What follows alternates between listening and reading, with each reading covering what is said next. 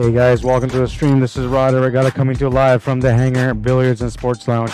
We're here at 121 Scurfield Blvd, and we're here for the SandbaggerFest 2022 SandbaggerFest. And well, let's get into the matches right away. This is a A-side semifinal matchup between Errol Cameron and Jonathon Mckinney. Jonathon McKinney's at the table right now, and he's shooting. This is the first rack between them. You guys haven't missed anything, but you are going to miss my commentary. Well, maybe not. I don't know. You guys like my other stream without my commentary, so that means that I'm playing my match. I got to play against Mike Valtour, so we're going to go play our match right now. And in the meantime, these guys will be playing here. This is the A-side semifinal matchup, and let me just put that up there so you guys know. Maybe we'll center it a little bit, just a little bit. It's a little off. All right, so that's the A-side semifinal these guys are playing. And I'm going to go, hopefully I don't miss any crazy shots, man. I'll be disappointed if I miss some great shots, which I probably have already from the first half of the day because I've been playing, I haven't really been around. Yeah, I got to go play my match. We're going to have this going right now. No commentary by me. Background music is going, so I have the noise filters on. You're not going to hear a lot. But maybe what I'll do is what do I do? Yeah, I don't know if I can turn off those sensors, man, because the music is going to be kind of loud. There's lots of people in the building, too, so it's going to get louder. I'll just have to leave it the way it is and just update in between. I will get my microphone set up. If I end up surviving this next round, then I'll start going live on my microphone as I'm playing. But right now, I got a really tough match against Mike Valtour, and I'm going to get to that match. So, rack number 1, these guys are tied at 0, the first rack. And race to 5 for Errol, and a race to 4 for Jonathon Mckinney. I'll be back.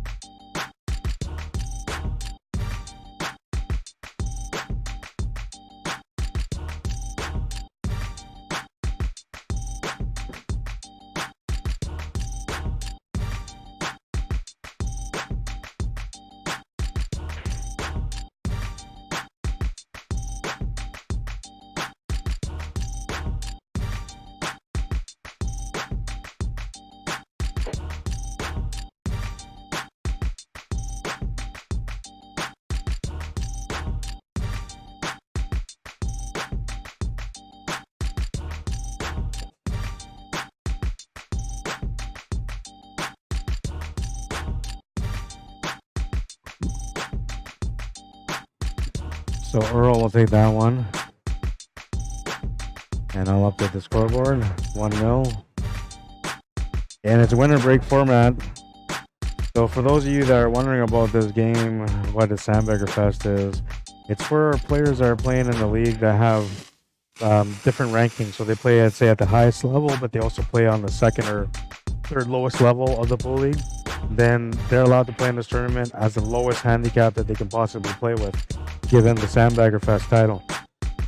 But winner breaks kind of makes it interesting because it gives the players that have a disadvantage an advantage. If they can break well and make a ball, well, they're going to have more success at the table with their winner breaks, right? So we'll see if this affects anything in this match.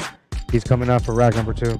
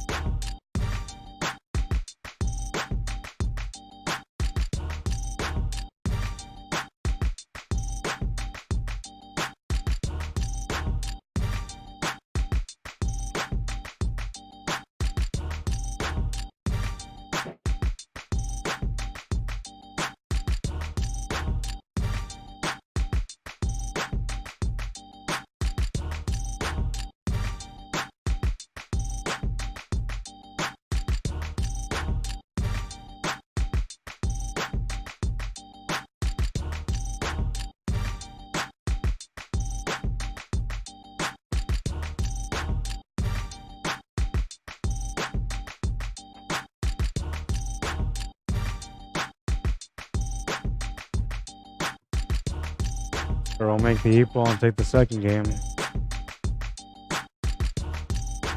2-0.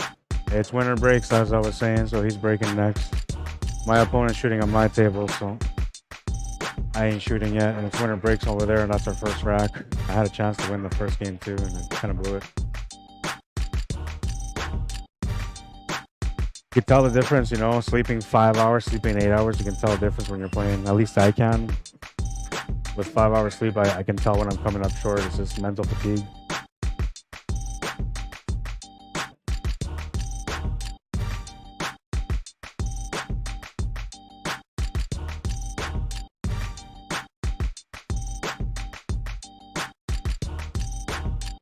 Rack number 3, Errol the break, leading by 2. He's racing to 5, so needs to win 3 more. Jonathon needs to win 4.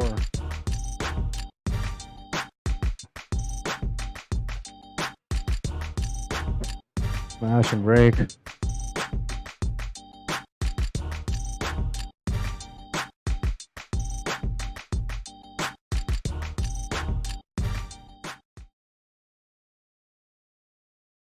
Smashy, smashy. Bam. The middle though kind of stayed tight, you know. That could have worked out a little bit better than that, you know, but whatever. He's got a shot at the table. That's all that matters.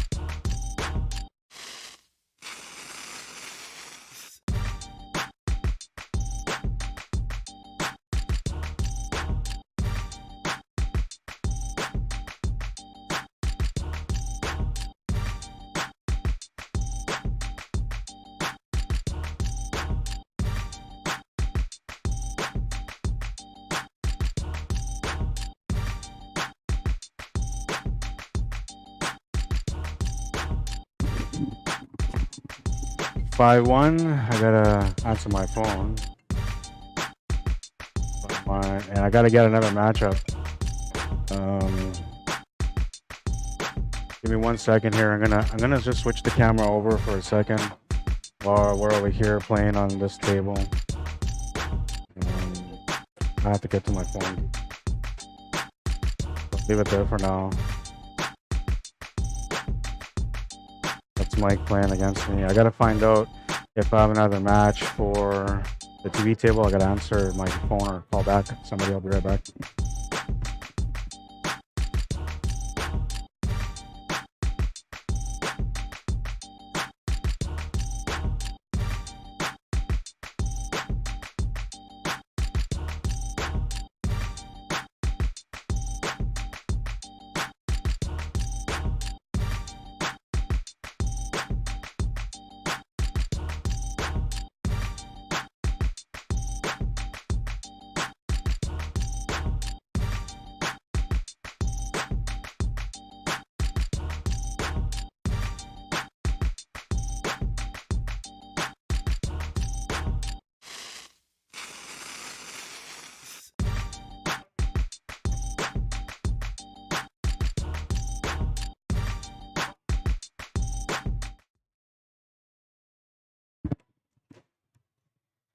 Oh man, it's my break. I'm on the hill over there.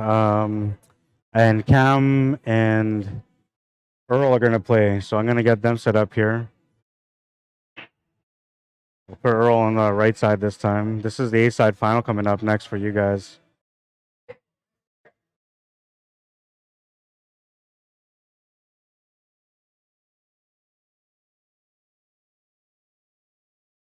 And Cam's racing to 3, so he's one of the sandbaggers here. Can't remember if it's double L or not. I think it is. Yeah, but he's one of the sandbaggers here, and he's done very, very well for himself so far in this tournament. Kind of snuck in too, man, but trying to see how to spell his name properly. Yeah, so I got to spell it the right way. Okay.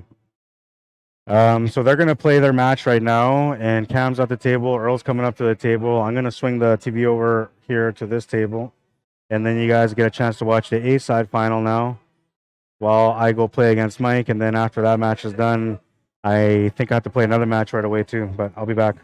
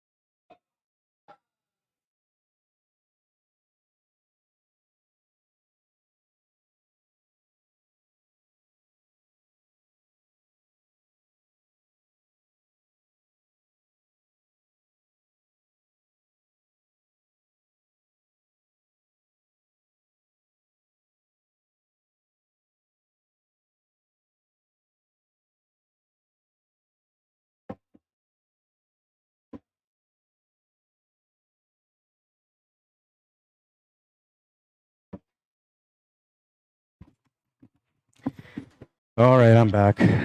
These guys are still on the first rack. Wait, it says 5-5, but Cam's supposed to be at 3. And I'm done my match, so I got lucky there. I've had the toughest road so far in the tournament.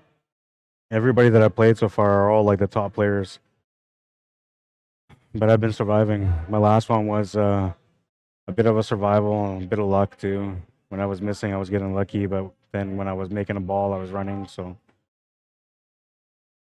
match before that was a bit of a grind out too, man. I was playing against Nathan. It could have been anybody's game. It was such a close match, and then Nathan made a mistake at one point and gave me a chance to be able to finish with a ball in hand. Once I get a ball in hand, I'm going to finish that table most of the times.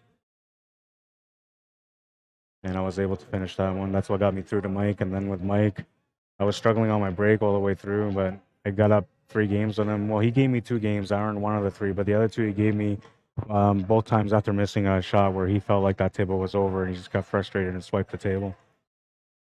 This is A-side final. I gotta center this.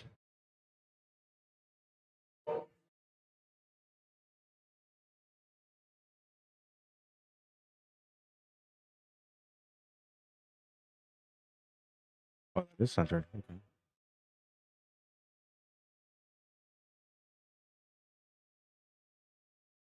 Oh, it looks like my camera got moved. That's why it's slightly off. I can see it right now. Bother me. Somebody kicked the tripod a little bit. It wasn't a big deal, but it was enough to kind of change the camera a little bit.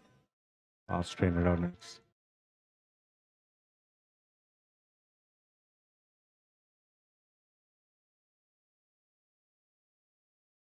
I'm rooting for Earl in this one because Cam McMillan got into this tournament, and I wasn't sure about him, but he was a lower ranked player, so I let him slide with that. And he's been, winning every match like 3-0, 3-1. He's beating everyone, and he's playing smart.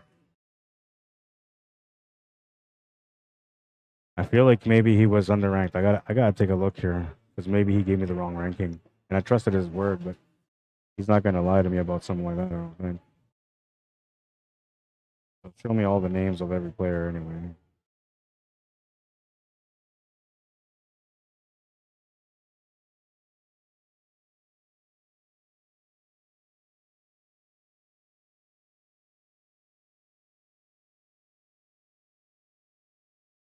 Oh yeah,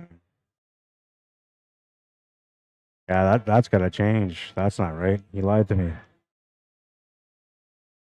Tuesday Cash will put him at a.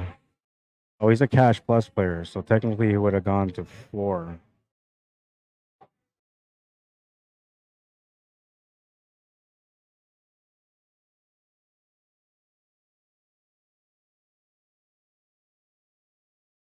Yeah, so he should be going to 4.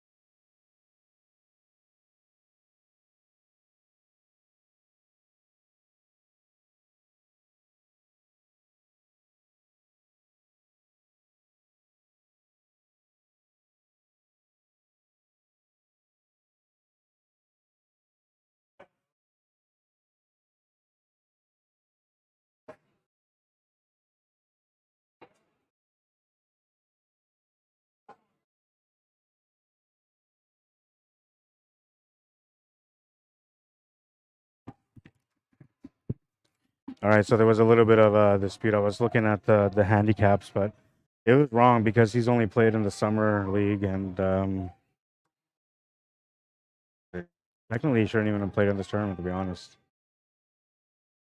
But it doesn't show me specifically anything about him except for his win percentage, which has him at 60% win percentage.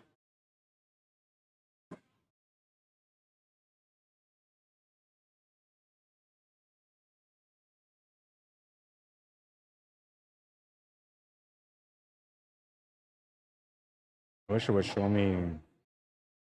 Oh, it does maybe.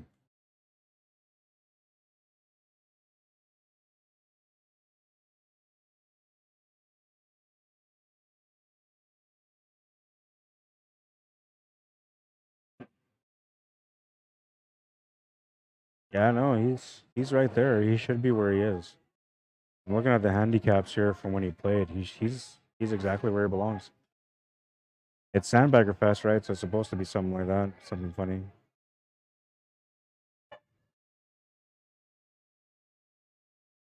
And I went to go stop it because I said, well, you know, if this is going to be one of those things where I got to correct the wrong, then I got to make sure that these guys know before this match goes any deeper. I didn't want anybody to get thrown off, but the match is still the same. The race is still the same.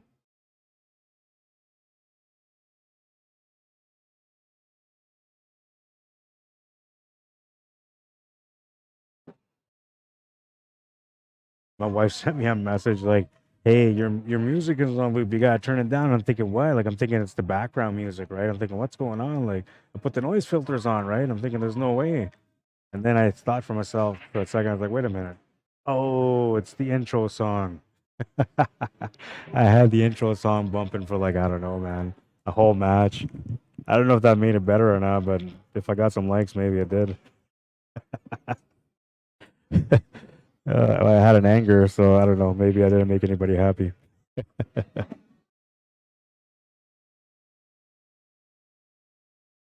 I've been having a bit of a tough time playing today, trying to balance between playing and doing the streaming. And I can't really say it's been balanced. It hasn't been balanced. This is the most balanced it's been right now, me doing my job at what, 7:45 p.m. But we're down to the last few players now. So after this, we got Emery and myself playing, and then we have Joey Boyle playing against the loser of Tim Sinclair and Dennis Wong, and they're playing right now. They're in the middle of their match.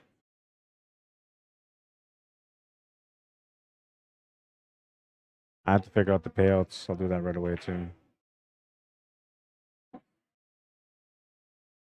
They're playing some good tunes, man. I would have got some copyrights for sure. I did not put the noise filters on. Missy Garland. Thank God that music is off now, but I still know a sandbagger by the name of Russ. And that's coming from my friend Dang. Sorry, Missy. I apologize to everyone, guys. I apologize to every single one of you guys. You know, the only reason I did it is because I wanted to kind of have something different, right? For when I come in, I felt like sometimes with the song, with the intro, when I go in from my intro to speaking into the matchups, it just cuts off abruptly, right? And so I didn't like that. Look at this cue ball. Oh, and it just stays up. Just stays up. He'll take that first game, 1-0. Yeah, so I tried doing something different, but this happened to me last time. So this is what happened last time. Instead of me having the music on the whole time, I turned down the music almost right off when I went into the stream, and well, I forgot about it. Right. So when I went to go start my intro, this happened last week. When I went to go start my intro, then it was all quiet. I'm thinking the music's playing, so I'm all like, okay, whatever. The music's playing. Now I'm gonna start talking. I started talking, blah blah blah. I did my intro, all that, and then I realized, like way later, that I didn't have the intro music on. And I'm sitting there thinking, like, well, the music is on, so I can take an extra second, have a sip of my drink, get ready for it. Oh man, it feels like I'm on 5 hours sleep right now. I'm almost jittery. How's everybody doing, by the way? It's been a while. Kathy Secrets, how you doing? Kimberly Ann, welcome. Tony Dankowski, what's up, brother? How you doing, man? Kenny Pittman, welcome. Dave Temecki, who's a 624? You saying Earl? Yeah, he might be a 624. That's what I'm saying. So me and Earl played a match at the beginning of the day, and I had to spot him 2 games. And only because he's slightly lower ranked than me in the pool league, and so I don't play in any of the leagues except for the one that I play in. That was a nice shot by Cam.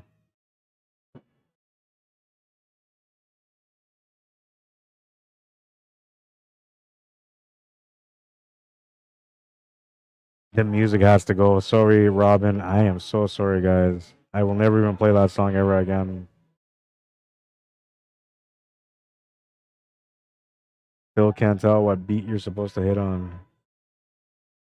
Sorry, guys. Yeah, you know, I'm gonna do that. I'm gonna stop that right now. I'm gonna remove that from here. It was a good idea, but it's been backfiring on me. So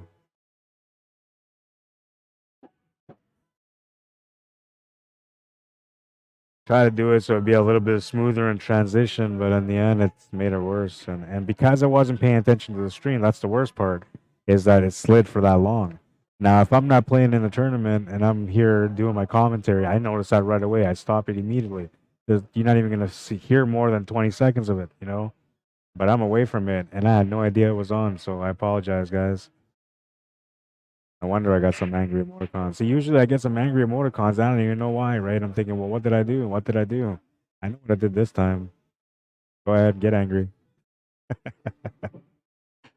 uh, I laugh, man, because there are things that you just can't help, right? They just happen, man.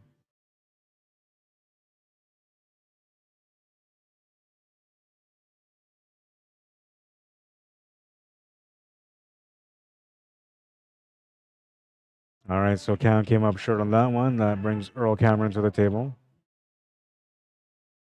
He's going to have a chance here to be able to work things out. Major problem that he's got is the one ball, so he's going to try to address that if he can as soon as possible. Oh, he's lost the cue ball though, and that's not going to help. He can still see the 5, but that's about it. And I don't know if he's got an angle to be able to get up for the 7 or to be able to draw back for the 7. From here, I can't tell, but it looks like he's got a little bit of a draw angle, perhaps just enough to slide behind the 7. We'll see. If not, he's going to have to play it forward and just settle for the 7 bottom right corner. Yeah, he tried to draw back, try to get in there. He would have had shot for the 2 ball with position to get up for the 1. And perhaps that's the reason why he missed, because it was too perfect of position.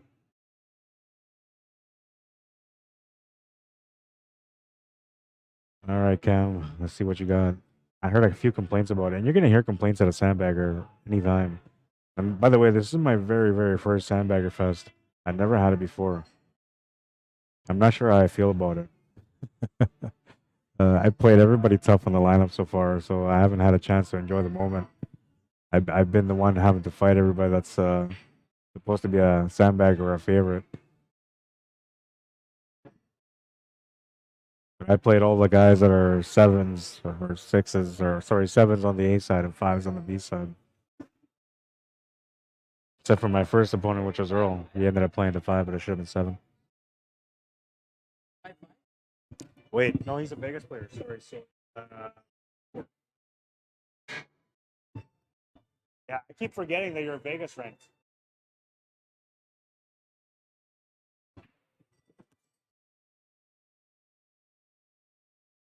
So you won the match?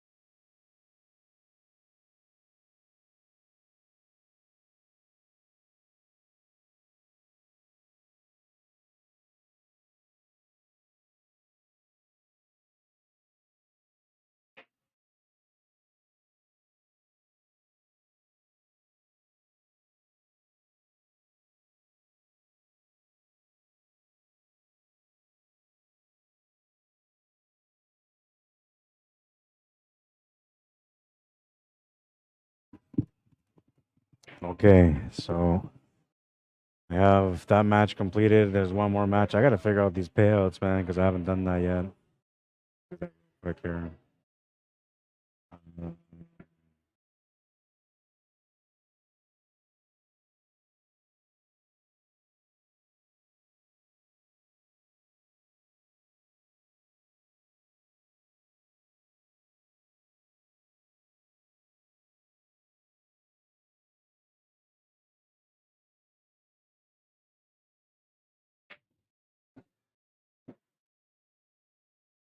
All right.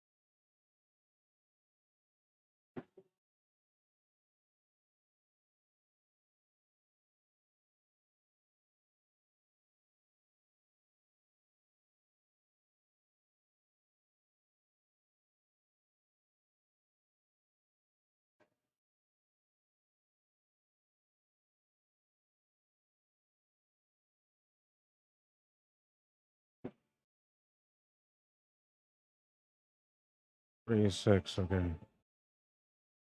He goes to 3. Wait, that's a B side, right? So he was a 4. Yeah, he goes to 3. 5-3.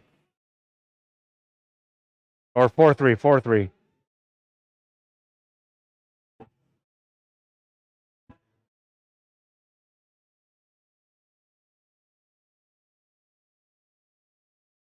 These guys are still fresh in their match. I might have to play my match too. So maybe what I'll do is I'll start my match up, and then while these guys are playing, I'll come and keep up track with the comments. And then when this match is done, I guess Emery and I, we're going to be right next to these guys. We're going to switch over to this table here. That's what we'll do.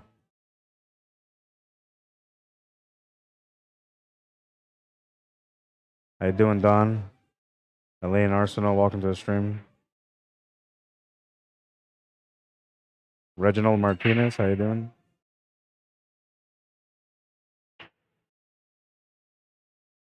What's up, Marty? I don't know if he's having an issue with that 5. Is that what the problem is? It may not go past that 9 at all. Okay, so these guys are going. If I get going right now, then we'll play each other next. Whoever wins. Yeah, you know what? I'm just going to get my match going. I'm sorry. I want to stay on here and do commentary. I really do. I got a couple of sad emoticons. And a heart.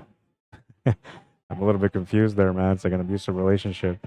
Two people are, you know, sad because I'm going, and the other person throws a heart because he's happy because I'm leaving. You guys got me all twisted up in a knot today. Al Hickman, Emery, Ethan, how you doing? Well, he's able to make the 5, and he's got a shot on the 7 ball. He's not happy with the position that he's got on the cue ball, but he's got a shot, so he's got to be, you know, somewhat content, right?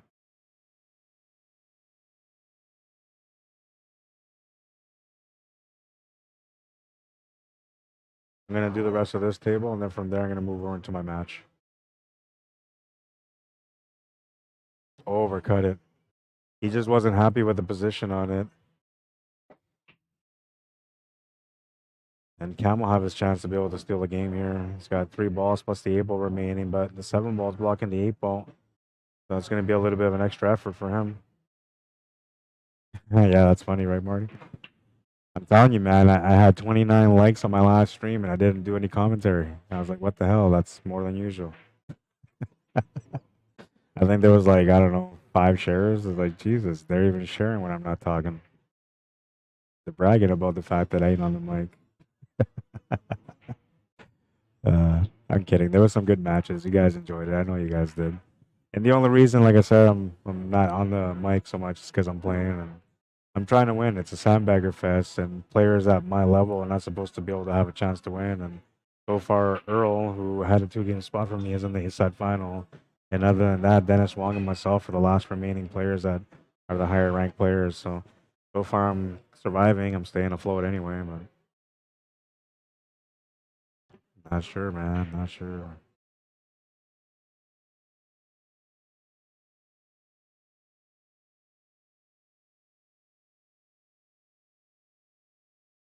Yeah, so he's got to figure out how to get up for this 8 ball. That's where he's at right now, and he's kind of off position here. That this angle doesn't help him, but he can make up for it with some inside spin, which is what he's done there.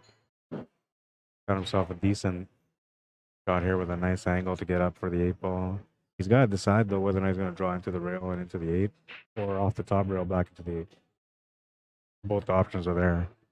I like going off the top rail and trying to split the 7 and the 8, but if you miss them, it's a bad thing, right? That's Predator assault for sure. He ended up kind of straight on it though, but you see here he's on that weird angle, right, where you have both the cuts to the side and the corner.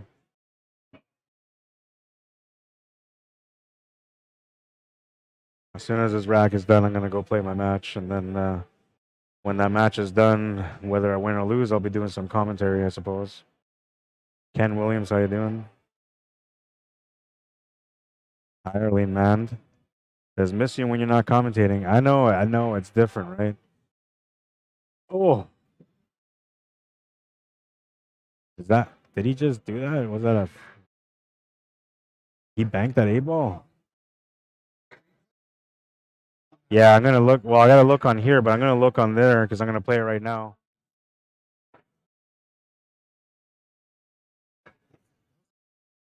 Yeah, I don't know. I got like that one doesn't tell me, right? So hang on. Look at it from here.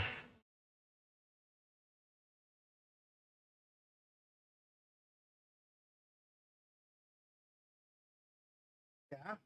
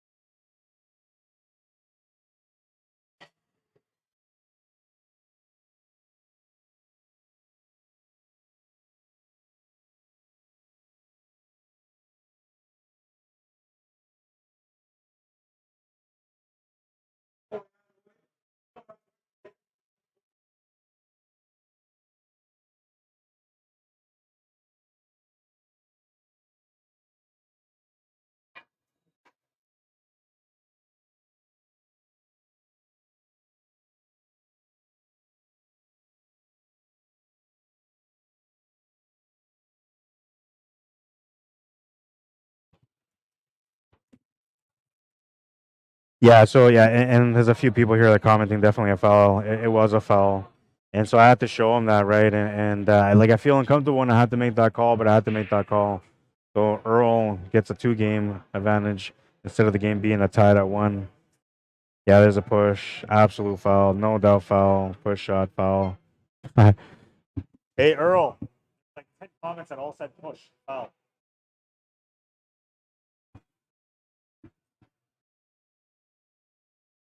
Yeah, we got it solved. All right, so we're gonna continue here on to rack number 3. He's leading by 2. I'm gonna start my match with Emery. And well, wish me luck with that one, man. I gotta go to 5. He's got to go to 3 in the kick and play. I'm in trouble on that one already. But oh, nice break. We're gonna continue going here. I will keep updating the score as I go along. That's about as best I can do. And yeah, because it's getting busy here, and we're kind of holding up a table for no reason. So him and I are gonna get this match going right now, and then try to let these folks kind of enjoy the tables here because it's getting busy in the hangar again. Your usual Saturday night crowd is coming in. I'll be back.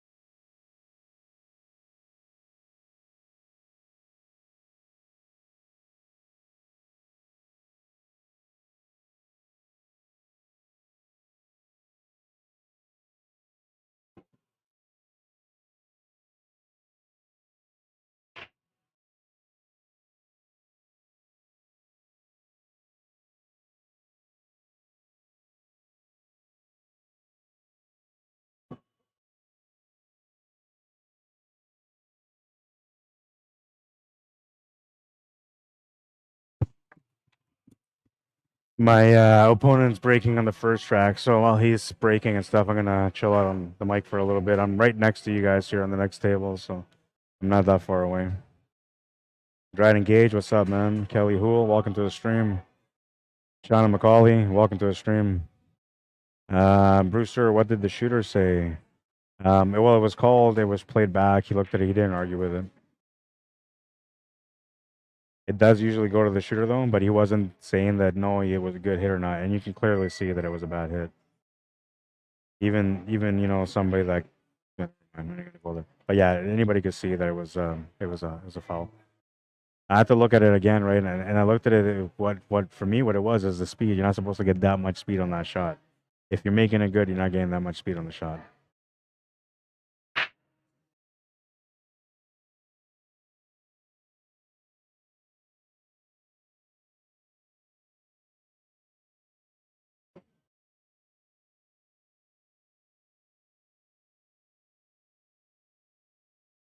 All right, my opponent broke dry, so I'll be back. I'm gonna go and play my first rack over there, and I'll update the matches in between. Okay, guys. I apologize for neglecting the stream, but we're getting down to 3 matches right now. The one on the TV table, the one that I'm playing on, and then the one between Dennis Wong and Joey Bolio, who are already 1 game in. So just a few matches. So after this match is done, then we're going to be down to 1 table pretty much, and I'll be doing the commentary through there. If it happens to be me that wins the match and end up going into the next round, then at that point, I guess I'll get myself wired up for a wireless setup, and then I'll commentate as I go along on the table, which it's crazy to do when I've gone so far in the tournament, but if I can get one more step further, I will go nuts and I'll try to do it for you guys. Wish me luck in the match.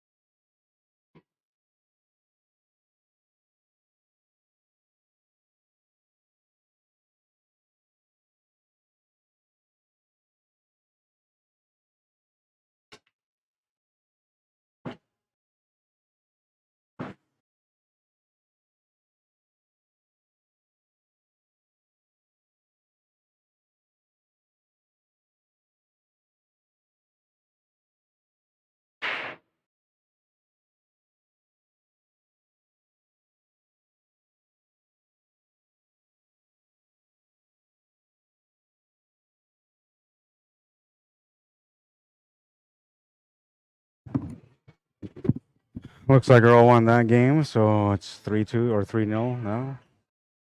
I missed my shot on the other table there. I took a risk, and I'm not gonna get rewarded for it. And this kid is gonna get off to a good start against me.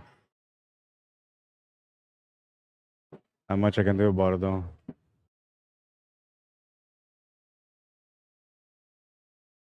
I shouldn't have taken the risk. I had the whole table against the odds. I had everything available except for that one shot that I decided to take, and that's the one that I missed, and it burnt me.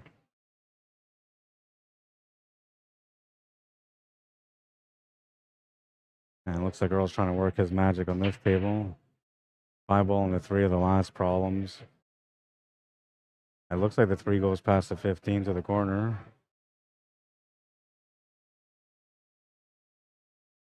Well, maybe not. I don't know. I was thinking to the top right corner, but I don't know if it goes. The shadows say that it does, but not necessarily true all the time.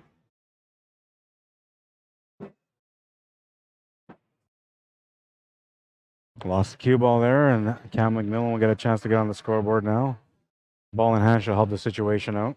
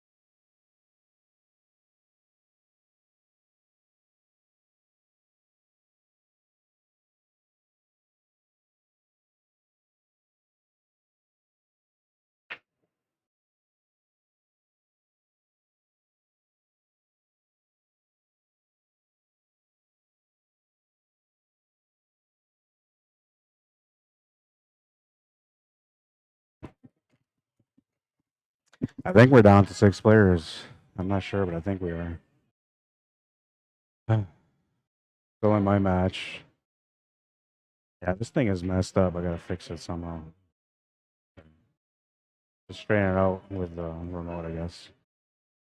It was a little off. It was bothering me for a little while. I'm not sure if it's bothering you guys, but I have a issue with OCD, right? Or maybe more of a perfectionist, I guess I'll say. Got everybody dressing up here for Halloween.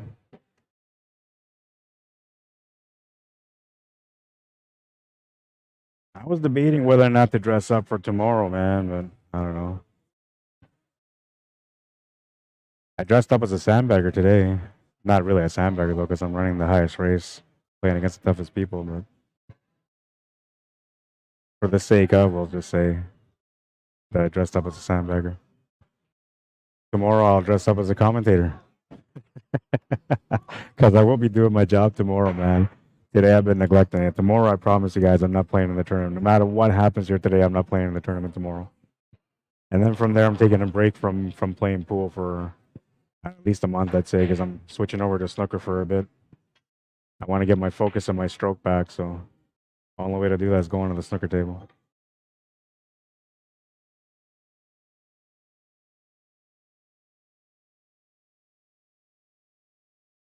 I try not to play more than one tournament a month, also. Just a little bit extra, you know. Now I'm playing league too, so it's okay to not play tournaments that often, because I'm getting a little bit of competitive at least once a week with pool league.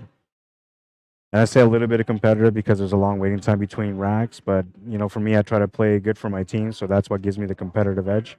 Is that I'm always trying to play better for my team. Therefore, it adds a little bit extra pressure for me. You played yesterday. How you doing, Gene Peacock? What did you play? Snooker? Davis says, play safe, thin 15, go long rail, and back into the pile. I gotta go shoot. It's my shot on the other table. I'll be back. Come on, Cam. You gotta get on the scoreboard here, man.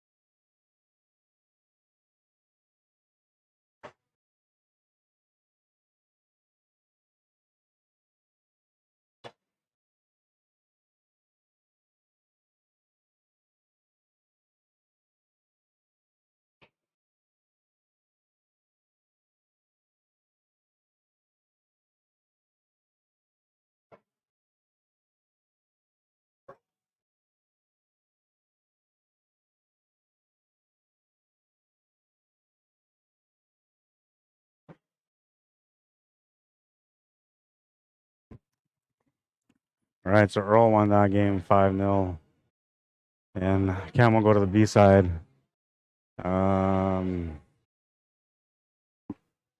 Me and the kid are playing over here, so we'll leave it here for now, and then we'll switch over to the other table, and I'll set up the scoreboard here. This is Earl's son, Emery Cameron. He's a good player too, the kid. Can't take him lightly, man.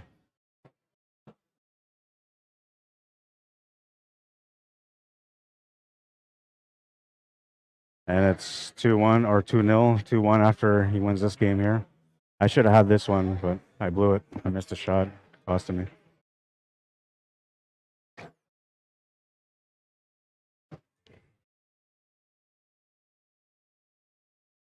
I don't know if I have enough time to set up my wireless mic right now, but maybe I'll try. I'll try to get that going, because then I'll do commentary while I'm playing here.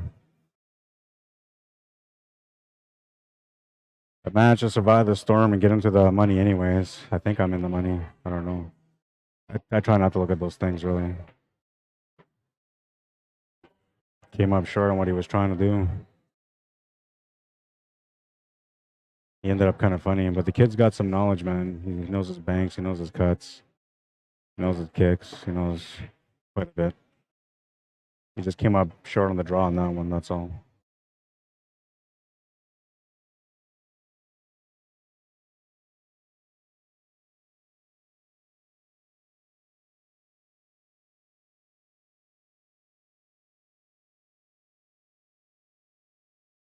What a shot! That one deserves a highlight. All right, so we're switching over. What a nice little recovery. Nice little recovery. We'll do the highlight here.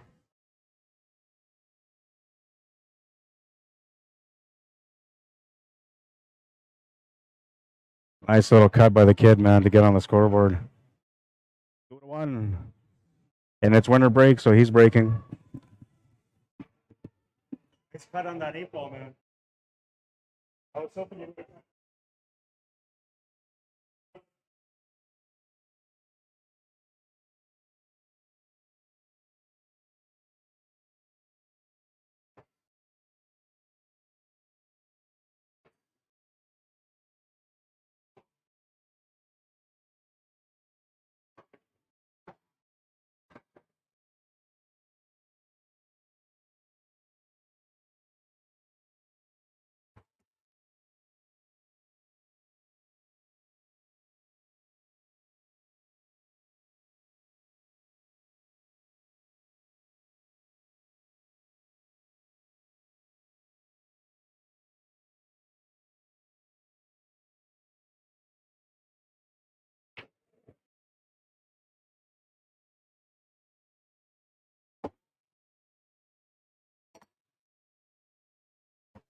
Try break.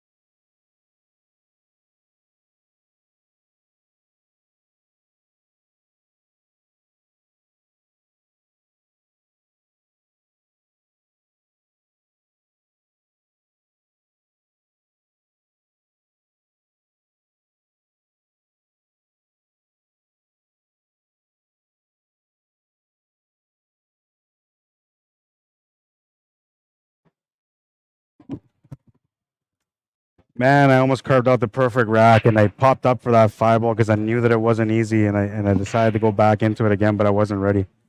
And I should have just made sure. I just said to myself, as long as you ran to the 12, and that's why I ran to the 12 and missed the 5. If I would have just made the 5, I would have been fine. And that's dangerous for me because I'm racing to 5, and the kid's racing to only to 3. So he's got a huge advantage here on me if he wins this next game. And it's hard to say if, man, because everything's so open right now. I'm gonna have to get into super grind out mode. If he wins this game, I have to get in like super duper grind out mode because I gotta try to catch up to make it hill at least. If I make it hill, I can put the pressure back on the kid. But as long as he's on the hill, he's got all the advantages. He can play whatever he wants. So that's why I have to be careful. I've only had to grind out one rack or one match so far, and it was tough match to win. That was against Nathan. I had to really grind out some wins against him. And against this kid here, I tried to grind out the first 2 racks, and I was able to win the first 2 racks. But as soon as I gave him a chance here, he took up a point, and now I give him another chance. Gotta avoid moving anything. 8-ball's okay. A little bit out of position here, but he can take that 13, the 11, or the 14. The 14 is the one that doesn't help him. I mean, it could if you draw back to the middle, but it doesn't really help him a whole lot. It's the easier shot, though, so you're likely going to incline to go to that one. The one that will help him the most would probably be the 13, but it's a missable shot. And the one that can do no harm whatsoever by taking it right now would be the 11 ball. But that's also a more difficult cut.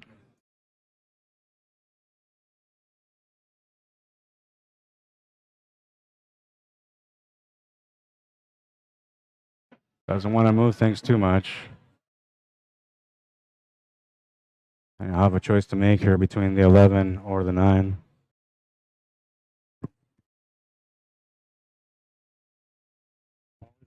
Oh, well, the winner of these 2 tables play each other, and then the winner of that plays you. So you have one match waiting.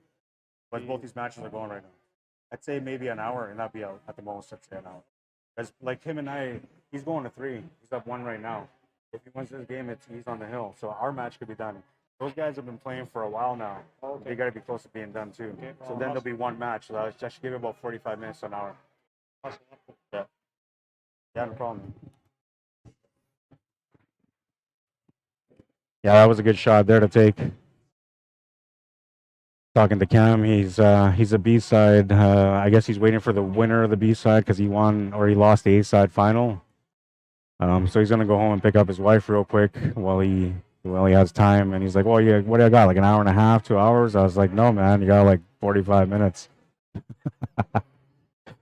Like, just go pick up your wife and get back, man. You don't got that much time." Yeah, I'm in trouble here, man. I'm in trouble, but that's okay. I think I'm happy with my performance. So this is probably the first time. Yeah, I think this is the first time I played against somebody that was lower handicap. So far, I've been playing all the top players, and it's been tough to win every match, man. Against this kid, it's gonna be a little bit tougher. He didn't get this far just by being lucky, you know. Got some pretty good fundamentals too. His dad Errol has taught him how to play. I had a kid that came in here today for the junior program, and he was listening to me. And, you know, everything I'm trying to teach him, he's paying attention. His dad's looking at me like, I don't know why he can't do this at home. You know, we talk about this all the time at home, and he never wants to listen. And it's just kids, man. It's just the way they are. Oh no! And he's missed it in a bad way because he's pushed up the 8-ball. I'll be back.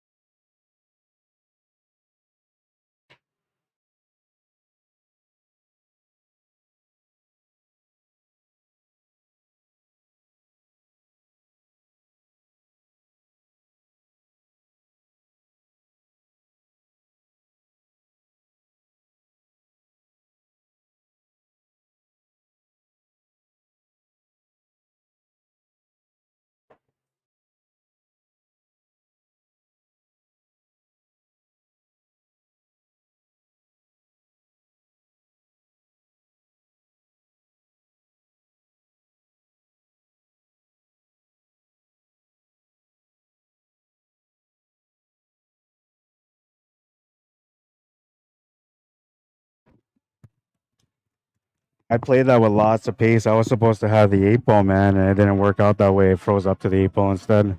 I guess my leave is still okay. Like, it gives me a chance, but I should have finished that table there on that opportunity. I just don't understand how that cue ball went and froze up to the 8-ball like that. At all places, man, you know? And it's almost wired, right? But the only reason it didn't go in is because it's frozen. Trying to block the pocket. It's going to get lucky down the lead, maybe.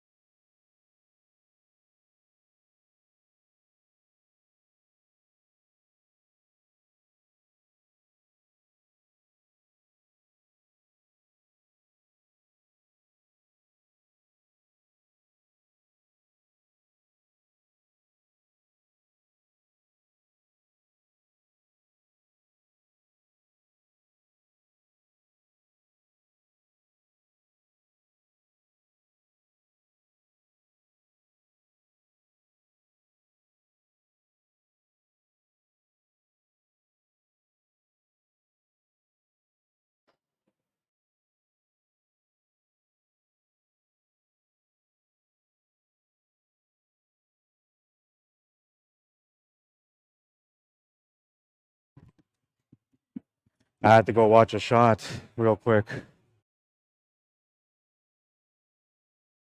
He was hesitant to take that 9-ball first, but it didn't matter which way he went. The finish was still there no matter what. I think this way is probably a little bit better, though, because he'll have a straighter shot on the 8-ball.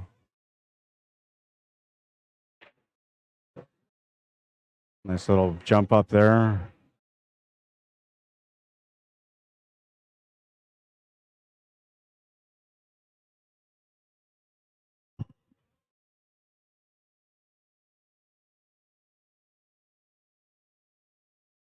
All right, so the kid gets on the hill first. He's breaking for the match.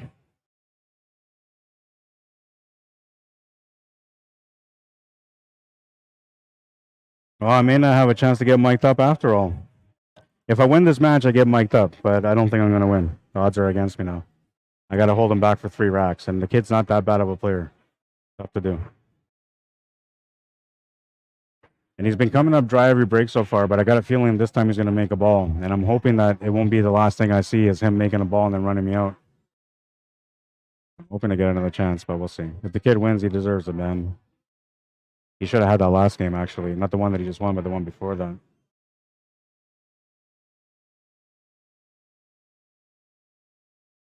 Rack number 5. Breaking for the match. I need to win 3.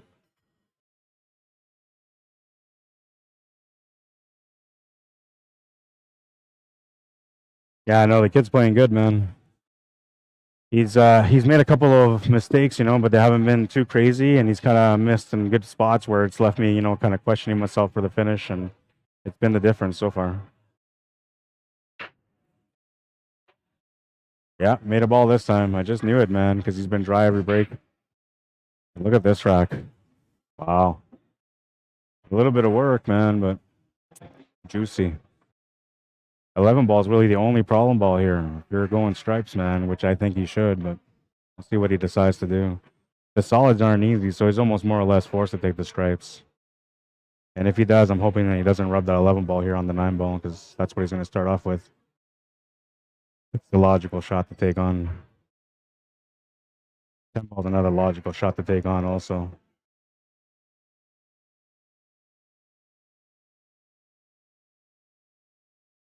I'm not sure which one I like better, man. I think I'd probably take the 9. But it's not quite there. He needs to be over to the right a little bit more, and then you have the perfect breakout on the 11 ball.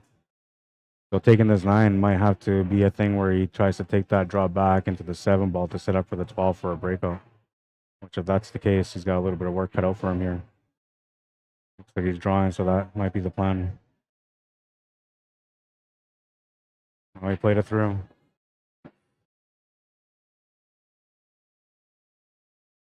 Got a nice little shot here to the side of the corner on the 10 ball.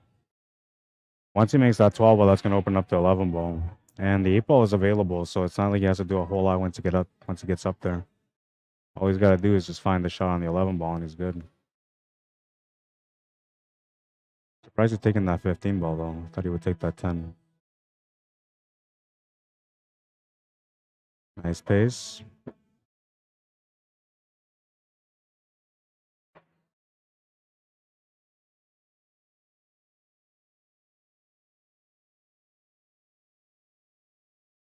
I'm the last SV1 player remaining in the tournament.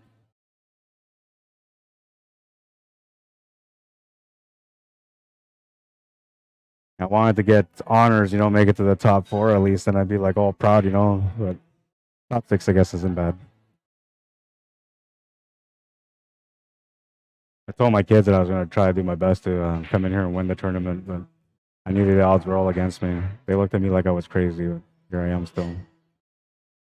Oh, and he missed the shot. It's going to be a ball in hand.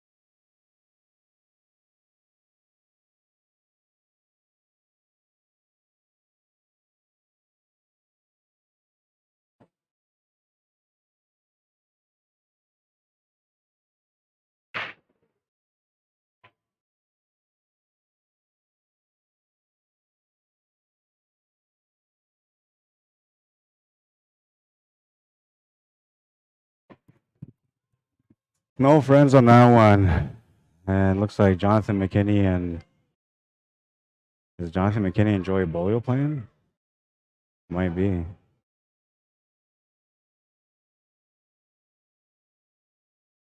Bad time for a draw break, that's for sure, man. But my breaks have been kind of dry all day, really. They haven't really been working for me.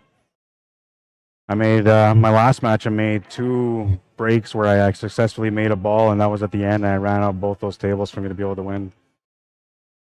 But when I'm coming up dry, man, I'm coming up dry. You know, nothing you can do about it. Got a dry angle here to be able to get into that 3 ball. I wonder if he's gonna take it right away. That's the only problem ball he's got. If he does, he'll have an escape shot to follow with a 6. Yeah, that a boy. Looks like he got the 3 ball opened up enough for it to go in. And now he's got to just start to figure out the puzzle, man. He might have that 2 ball available, but I don't think he wants to take that right now. If anything, he's going to want to go 3, then 6, and then move his way up to the table.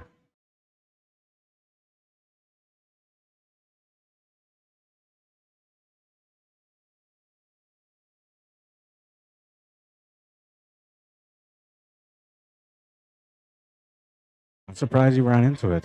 That's going to work. Oh, yeah, it's not going to work out. Yeah, that 6 ball is ahead of that 11 ball, so he can't make that fair. He's got to open that up somehow. Too bad he moved that 6 ball, man. He would have just played shape for that 6 ball. He would have been on his way out. Breaks out the 6 ball, though. Nice shot.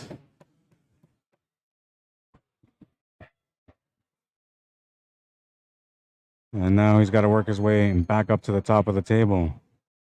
I'm not sure if that 2 ball has a pocket or not, so he's going to have to try to get to the middle and try to deal with that 5 and 4. He juiced it. He juiced it. I don't know if he's got the 5 anymore.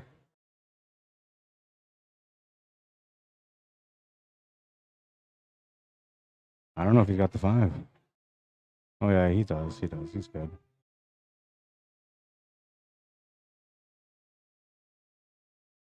Getting shape for the 2 ball is really the whole thing here for him on this table.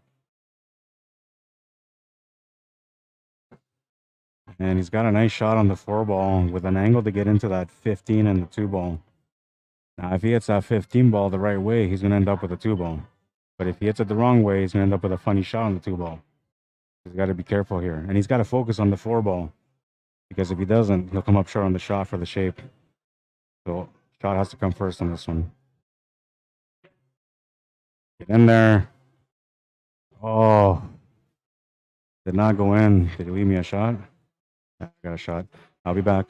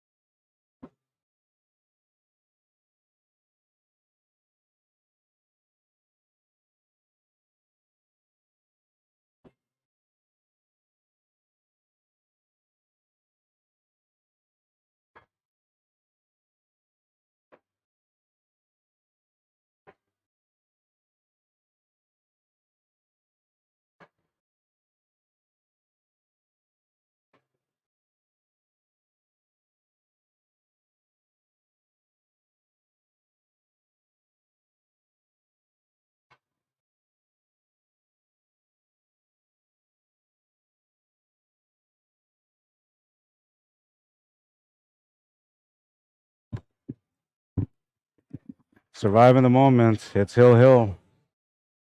Final rack of the match. My break.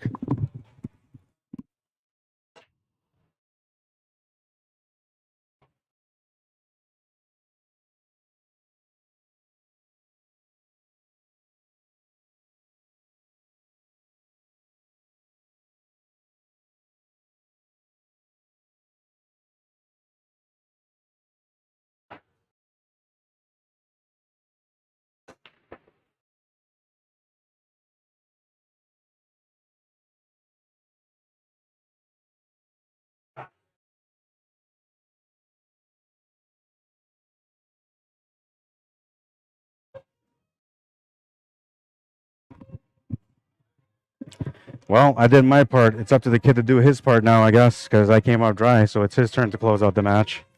And we'll see if I get a chance to close out. Hard to tell right now from this table. It looks nasty, man. But I'll tell you one thing I know about nice table or nasty tables is that one shot can turn into a nice table. And this table is there. It's available. If he can solve the puzzle. Which he's going to have to go highball if he wants to try to solve it.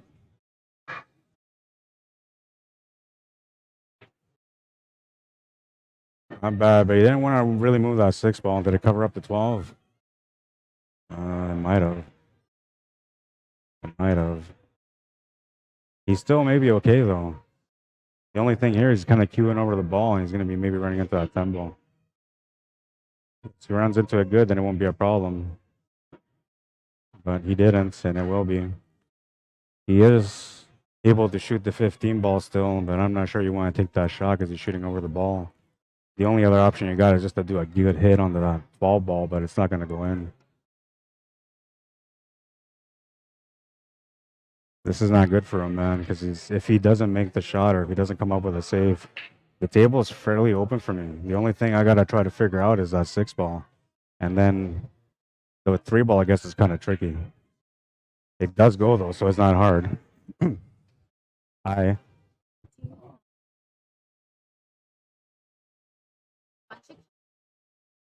It's all the people from out of town, I think.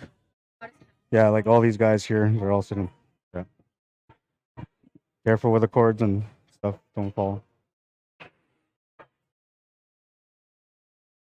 Need a bounce here. Give me a bounce. All right, I'll be back.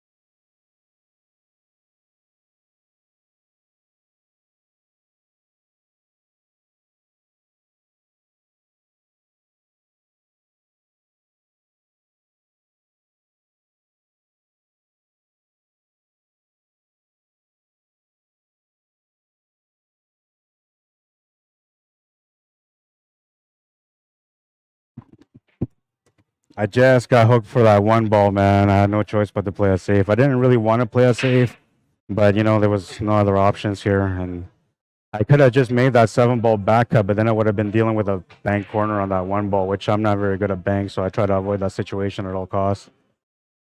I give him a chance, but I also kind of give myself a chance here if he doesn't make the shot, as long as he follows the cue ball through, which is kind of what I'm hoping for.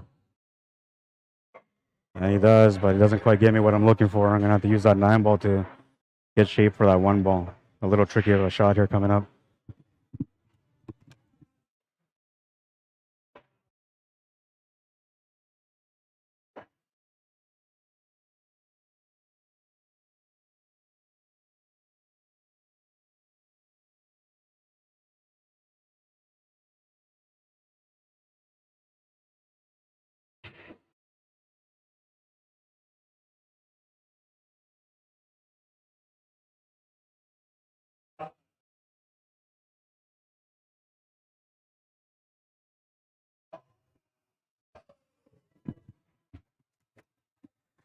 Oh, man, I blew it.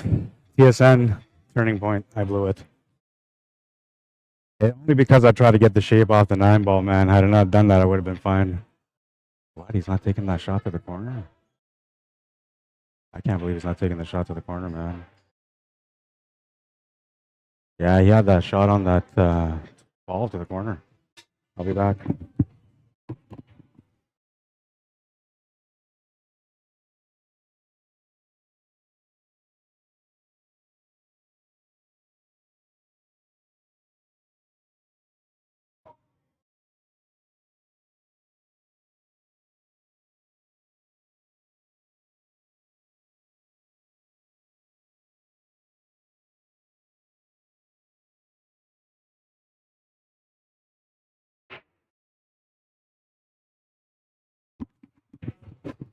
I'm just trying to play shape there.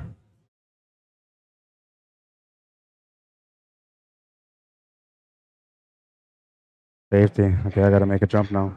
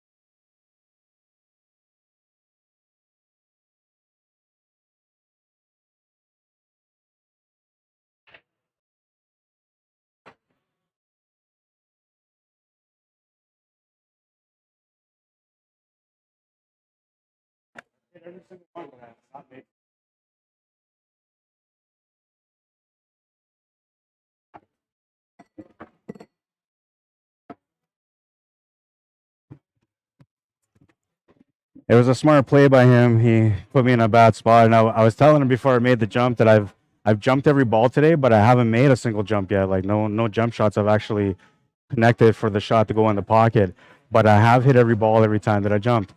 And so that's what I was saying. Like it gives me a percentage. At least I'm going to hit it, right? But it didn't work out as good for me as I wanted it to work out for me.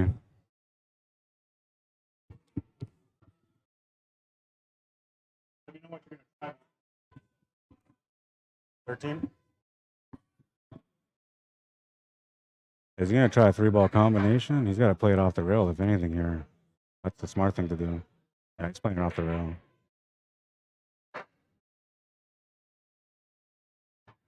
As long as, well, I was going to say, as long as the ball doesn't go in, but that actually worked out pretty good.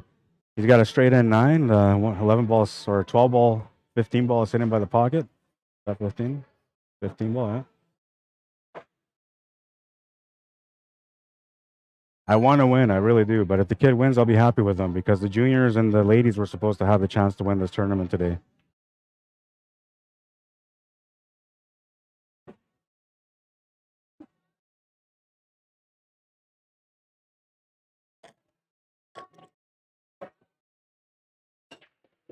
Came up a little bit short from what he wanted, but he should still have the shot. Yeah, he should still have the shot.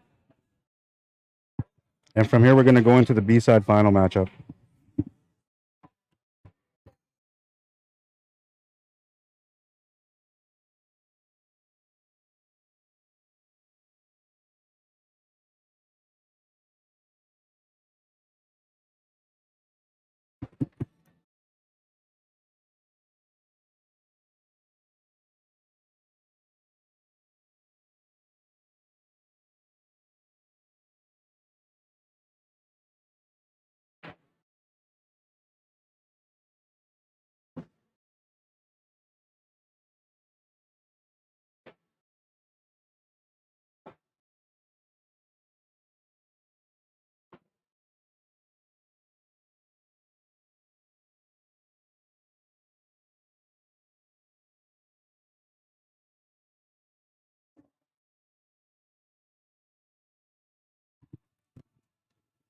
I feel for the kid, man. He should have had that one.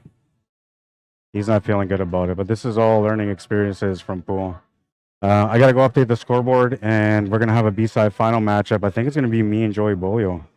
I think. I'll be back.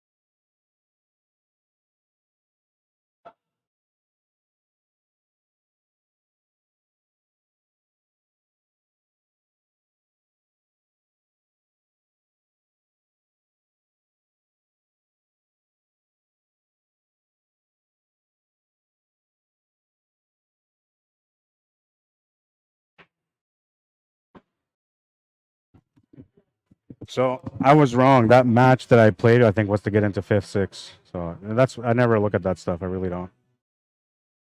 So Mike McKinney and I are playing. He's racing to 4, and this will be a tough match for me. A really tough match for me. Mike's a fast shooter. He's got lots of confidence, man, and he's got lots of experience, which makes him dangerous. And I'm spotting him one game, so we'll see how this works out. Wish me luck. I'm breaking first.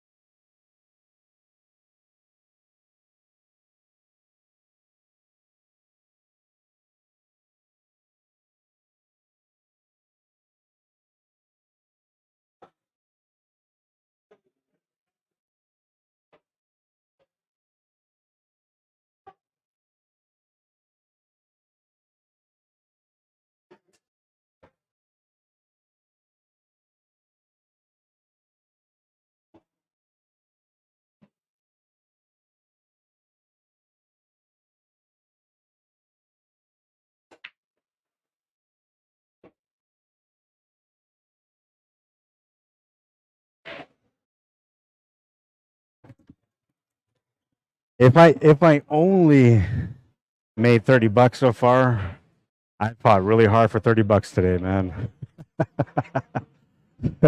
It's been some battles, I'll tell you. Like every person I played against, man, they've all had an advantage against me. And if not, the people that I played against have all been even, and they're all like good players that, even in those situations, I should still be getting a spot from them, right? So the odds have been against me, but I've been trying to survive, man, and just trying to play some good thinking pool, right? Just try not to go too crazy, try to settle down, control the emotions and the anxiousness at the table, and all the little key things that help you succeed in a match. Patience too, right? And I guess a little bit of praying, there's always a little bit of praying too. You're always hoping for an opportunity, right? So kind of like I'm starting off on this one. I'm already praying for an opportunity, and we're just into this rack. First shot, I'm already asking for a chance. I did say I was gonna try to get mic'd up though, so I'll get mic'd up. All right, I'm gonna get my mic going right now while he's shooting.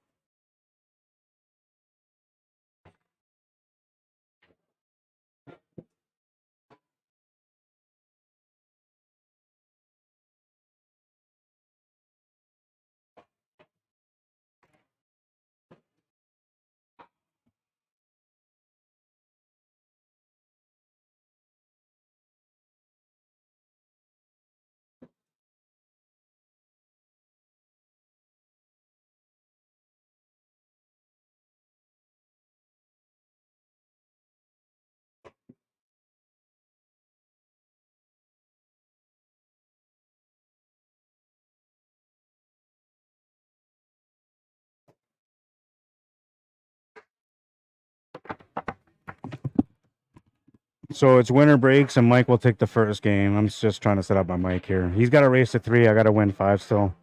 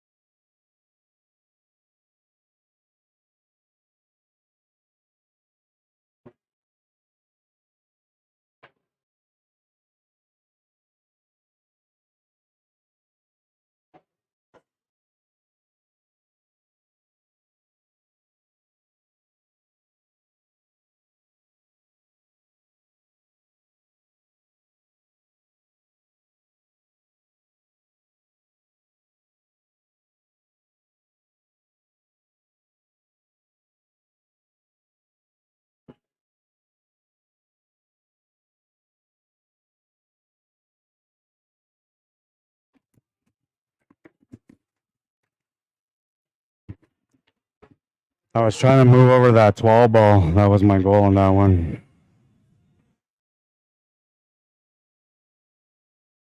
Well, is this mic working? Can you guys hear all that? The tapping? It must be working. But it's not showing like it's working over here. But I can hear it. You guys tell me if you guys can hear that tapping.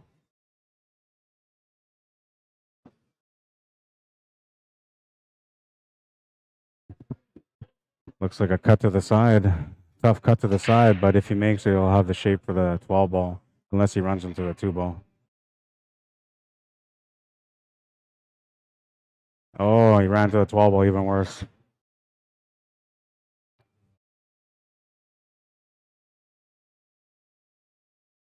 I'm the last Super Vegas 1 player standing, man. I'm doing my best to get to the end. But I don't know how it's going to work out. Falling in the side. Tough shot, but, you know, I make the shot, so I know it's makeable.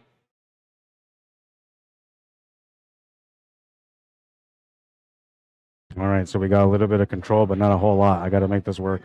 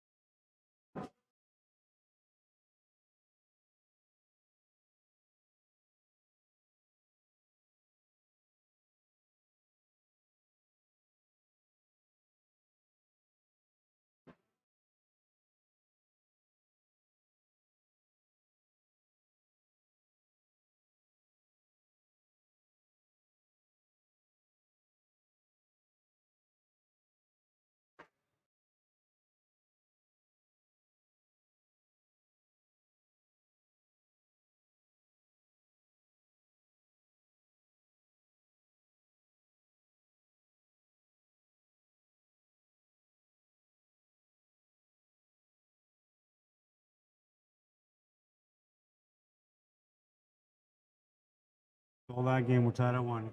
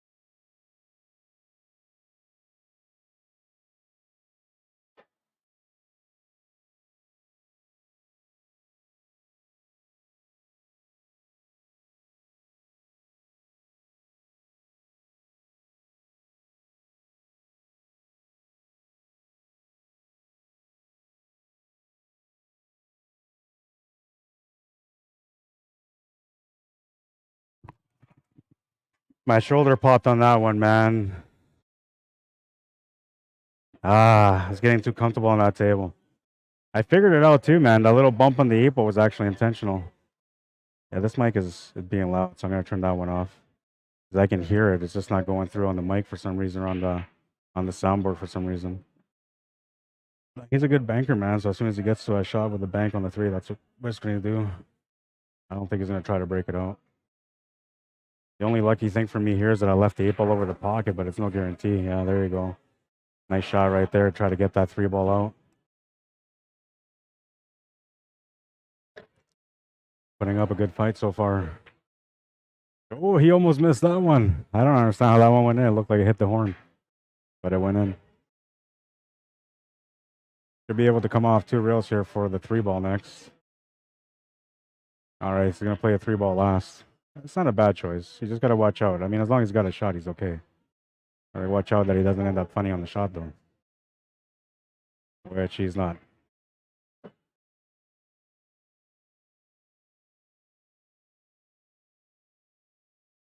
We're going to give him the 2 points there, or the second point. And he'll be breaking next as winner breaks. Yeah, I don't even know. I should go look to see if I even made in the money, man. Maybe I won't. I'll just play this out. I'll play with my heart on the line, man, and see if I get rewarded for it. If I come up short, then I'm still going to feel okay, I guess, because I did have some really good battles today. Out of everybody that was here that you could have possibly faced in this tournament that were tough, I faced every one of them, and I'm still here. This is one of the other ones here.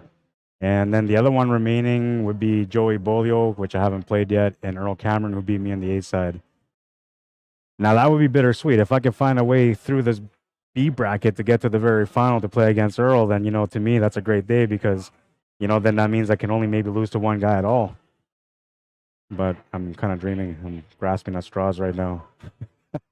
I'm not even breaking on this one. I'm trying to act like I am. I gotta fix this. I don't think he had anything on the break. Oh, going the wrong way. Trying to straighten up the table. Looks a little crooked. That just means that somebody hit the tripod somewhere. Now it's adjusting. All right, dry break, my chance. I gotta get back in this match, man. I'm down by 1.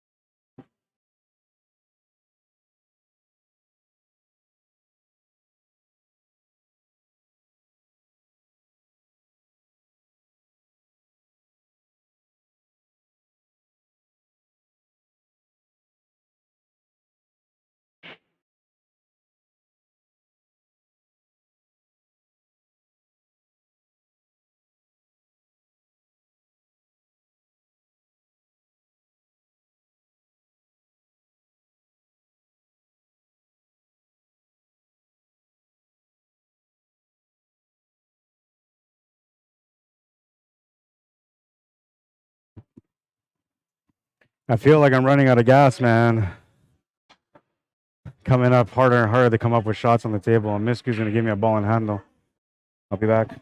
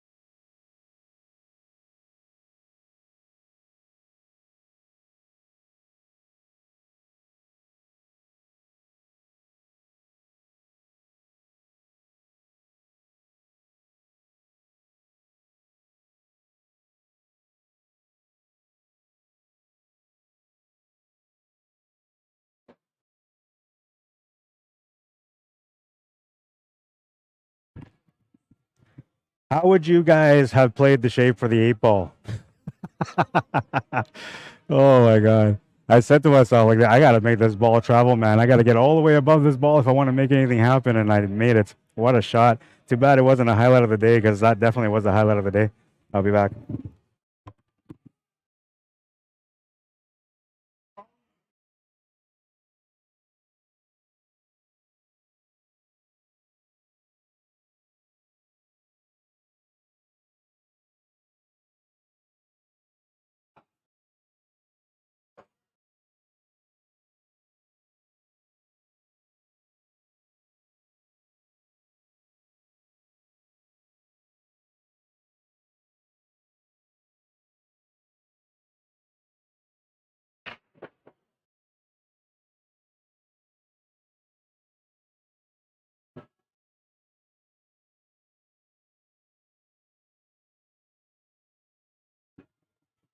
All right, so coming up dry on the break, not that big of a deal, but you know, losing the cue ball on the break, that makes it just bad.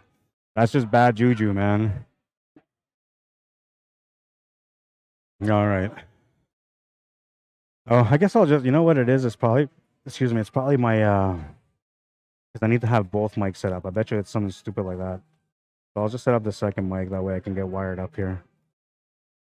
It's kind of funny, right? Because I'm in a situation where I shouldn't try to be doing this kind of stuff, right? Because I'm trying to win, but I don't know. I don't mind the challenge. You can only grow as much as you challenge yourself, right? Was that behind the line? Oh yeah, that was behind the line or over the line. Oh, but he missed a shot there anyway. So I'll be shooting next. I'll come back and deal with this mic after this. I'll be back.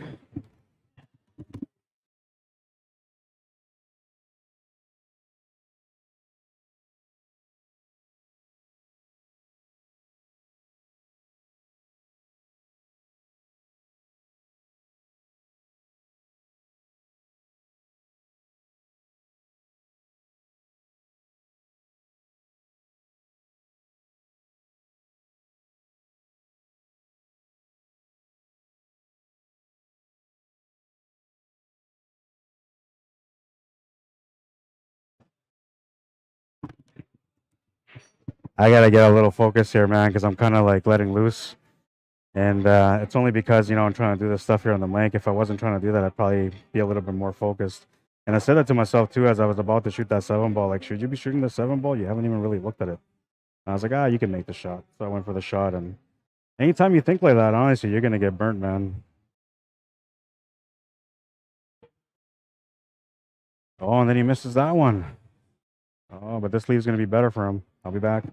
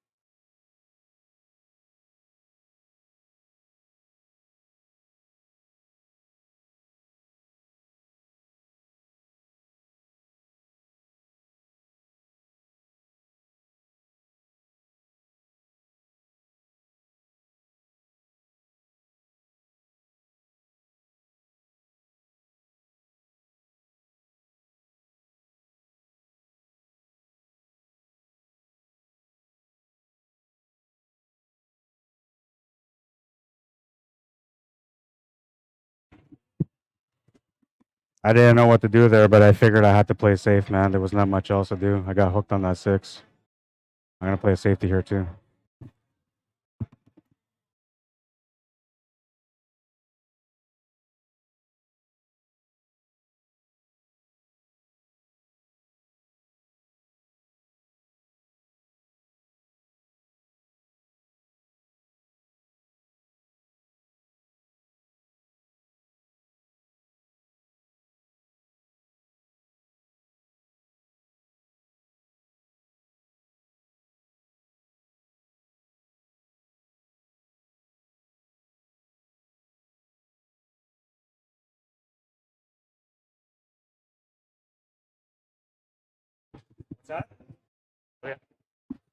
I kind of played a two-way shot. I gave him a shot, but at the same time, I'm hoping that if he misses, you'll give me a shot for a finish. So it was a two-way shot. And now I got to play another safety because I don't think he's giving me the 5. If he has, I'm going to take the 5. But if not, I'm playing a safety onto the 6 and freezing up to the 5.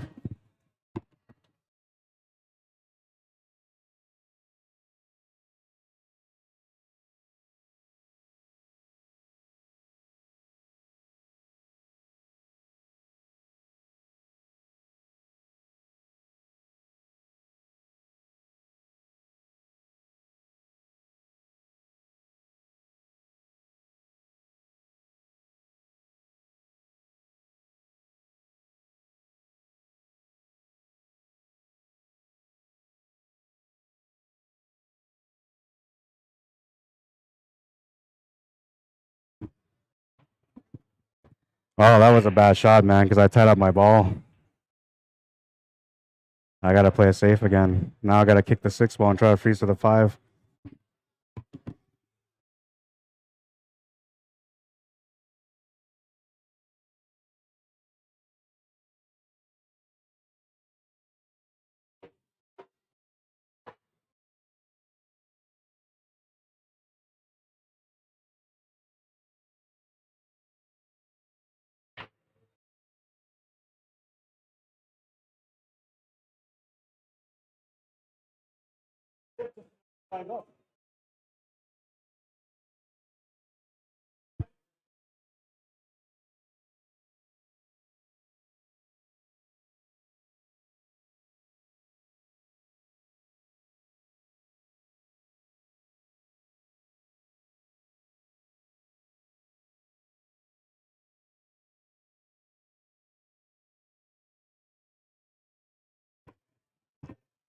The idea there was to leave him against the rail, but it came off too far. I didn't really have a shot. I was just trying to open up my ball so I have something to shoot at.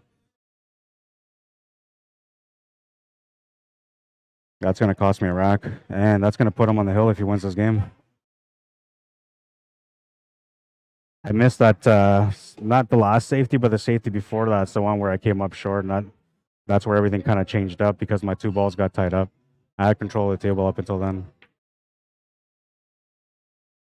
I don't think I'm going to get another chance at this one, and now I guess my back's going to be against the wall. All you can do, though, is just try to deal with it, right? Deal with the chances you get at the table and try to capitalize. I was down in another match like this and ended up coming back and winning. I don't know if that's going to be the case on this one, but I'm going to try to use the same mentality. Just, take it easy, take my time, not go for crazy shots, which is what I haven't been doing. I've been trying to stay calm about, what I'm choosing to shoot at. Well, if this was me, I would have frozen right up to the 8 ball. You guys remember that shot from earlier? I still do. Any which way I could have played that table, man, on that rack I'm talking about. Instead, the cue ball goes and rolls it right to the 8 ball. I have no shot. I still remember that one. He's on the hill. He's breaking for the match, and I got my back against the wall. I got to win 3 in a row. The good news, though, is if I lose, I don't have to use the microphone, the wireless one. So I guess that's a good thing. But I'm trying to win, man. I ain't a quitter. I didn't get this far by quitting.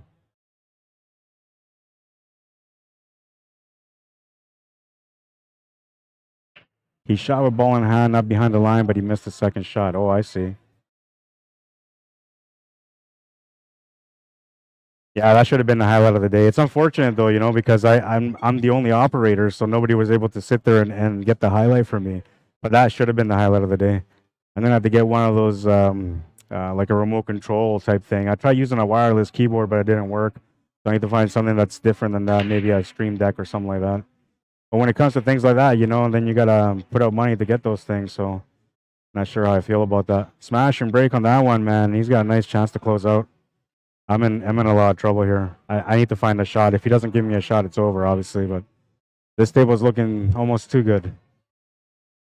Almost too good. A couple of things that you know you have to deal with, but it's really not that hard. And I'm thinking you're gonna go with. Oh, you have to go with low ball here. No, I'm going for high ball.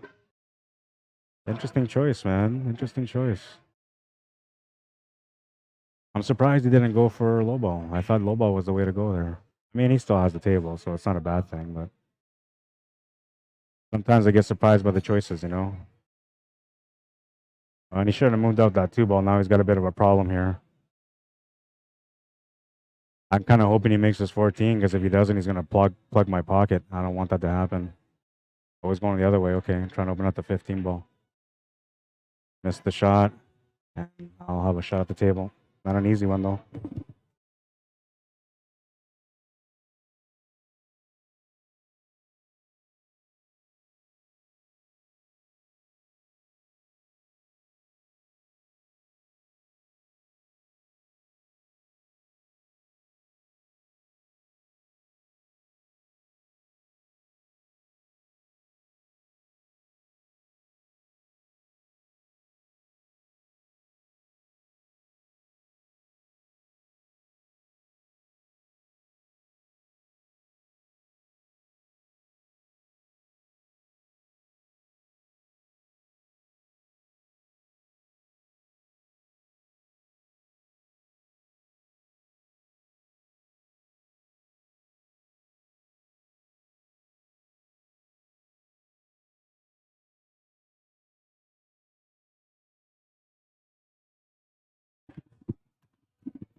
I didn't really like my table. No excuses. I was trying to play a cannon shot. It didn't work out.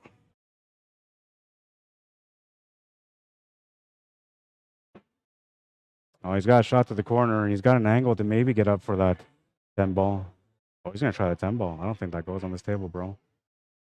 Not on this table. Any other table for sure, but not on a diamond. I'll be back.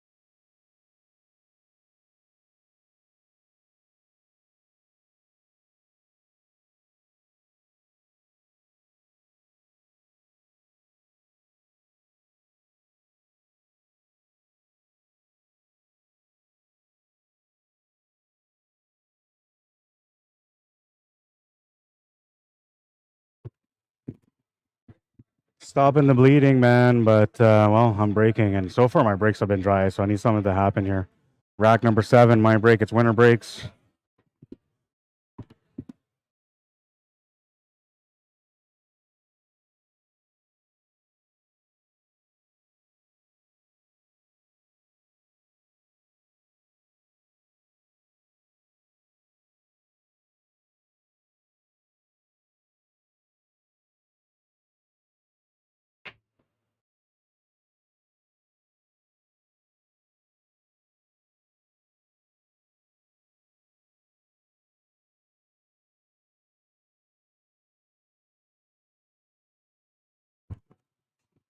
I changed my spot, man, and look at this break.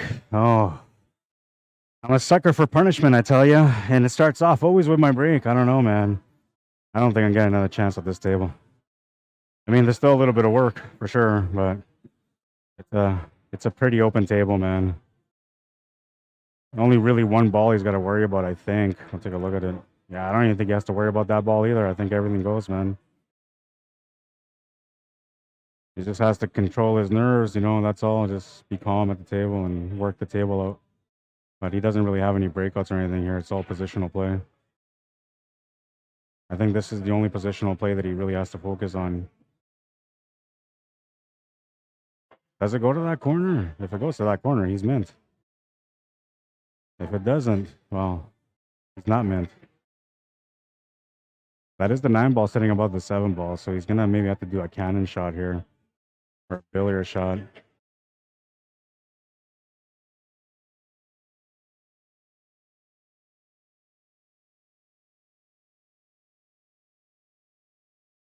He's got to take a look at his options. The 12?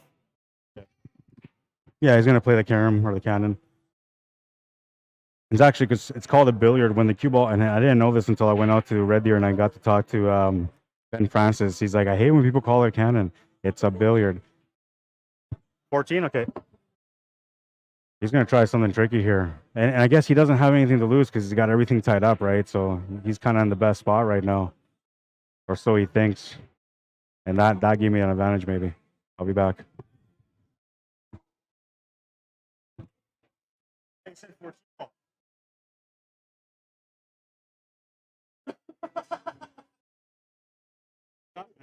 Back down. No, I thought, like, from here, it looks like it's 14. Yeah. Yeah, I thought he missed the shot, but he actually made the shot. I got to go back and look at that.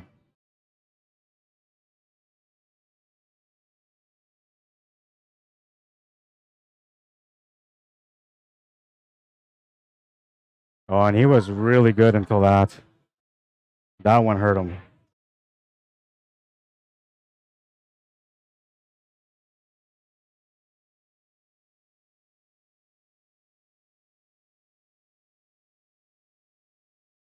He's a good banker, though, so he'll try the bank. Oh, no, that scratched. Great chance here if I can just figure it out. I'll be back.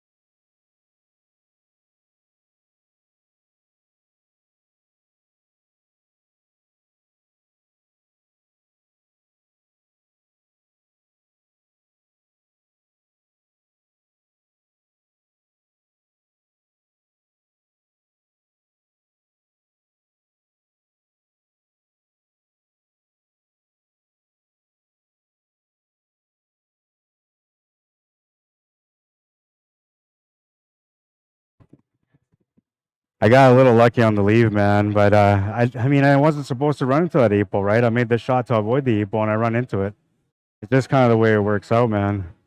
And now he's got to come up with a shot. He has to hit it, right? So it's a little bit of luck here on my side, but at the same time, it's unlucky because, like I said, I should have never ran to that 8 ball. I played the spin to go around the 8 ball. As soon as it hit the rail, it went straight to the 8. The 9? 10, okay. He's going for the 10 ball. Thirsty, man. I feel like I'm working up a storm over there, sweating it up. This is a big shot. I'm kind of hoping he doesn't hit it, right? That makes it easier for the finish, but no, my luck, he's going to hit something anyway. I just want to have a shot. Give me a shot. All right, I'll be back.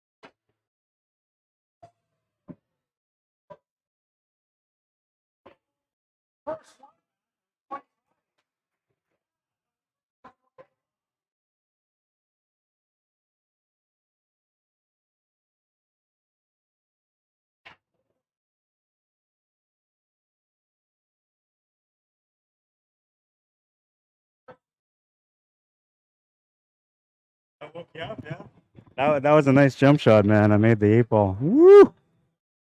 Crazy. Hill. I pushed as far as I could. Now it's my break. I'm hoping things will go my way, but so far all the breaks have been dry.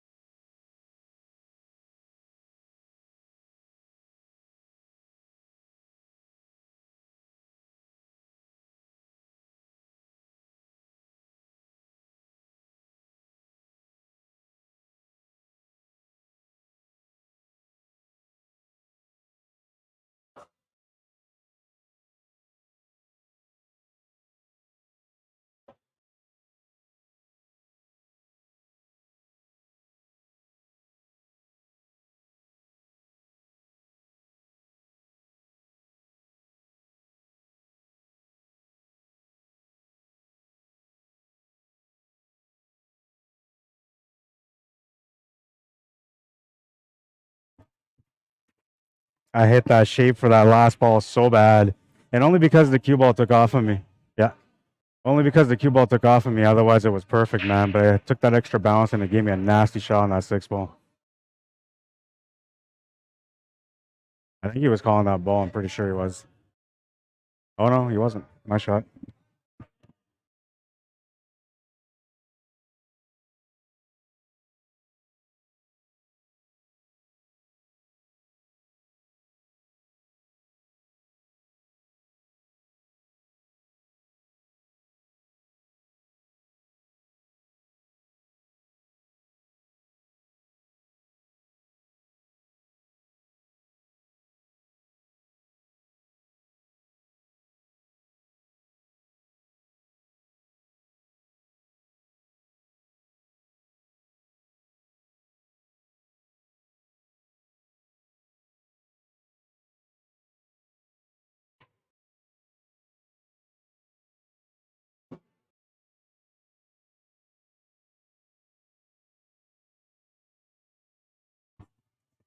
I left him the shot on the 13 ball. I was trying to leave him nothing, but I gave him the shot on the 13.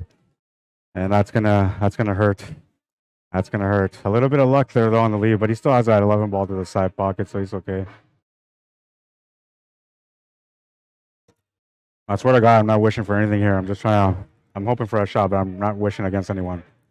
I've done my part. I just want to finish this match. And it looks like he's gonna have the chance for the finish though, because he's got an easy corner shot, and then all he's got to do is just shape up for the 11 ball, which is pretty much in the middle of the table. Not a problem here. He'll make the shot, and he's got a forward angle here, but he can still come off 2 rails for the 8 ball, so he'll be all right. He can even play this just straight 1 rail down. That's okay. That works too. Just needs a good bounce off that bottom rail. I'm surprised he went that way, but that's going to work. Woo! Hit the horn and get straight on the 8. And that's going to be for the match, man. I did my best. I did my best that I could. Good shooting, Mike. 4-4, and we're going to go into the B-side final now. Oh, what an effort by me, though. Last Super Vegas man standing, and, well, I didn't accomplish it, but I tried. So Mike and Joey will play now. And I'll get that set up over here. We'll put Mike on the right. We'll put Joey on the left. Just so you guys know it's a new match. Yeah, I'm not disappointed in myself. I could feel, kind of bad that I lost and all that, but I don't feel bad, man. I feel like I played well, There was a lot of tough players that I had to play to get to where I got to. And the battles that I did, there was a lot of battles that I came back where like my opponent was on the hill and I had to come back and win. And I managed to do all of it. And I almost had that one there. Like, had I not got burnt on the shape for the last ball, I'm out, right? And I played everything to perfection except for that last shot, which, I should have known. I should have known a lot better. That's the one you take your time on, right? And I didn't. I kind of rushed that one. All right, so the scoreboard has been updated. We're going to get into rack number 1. I'm going to go and update the scoreboard, the challenge bracket, and then I'm going to come back and cover the last 2 matches of the night. We got the B-side final, and then the B-side final after that, and then the championship match at the end, right? So I'll be back.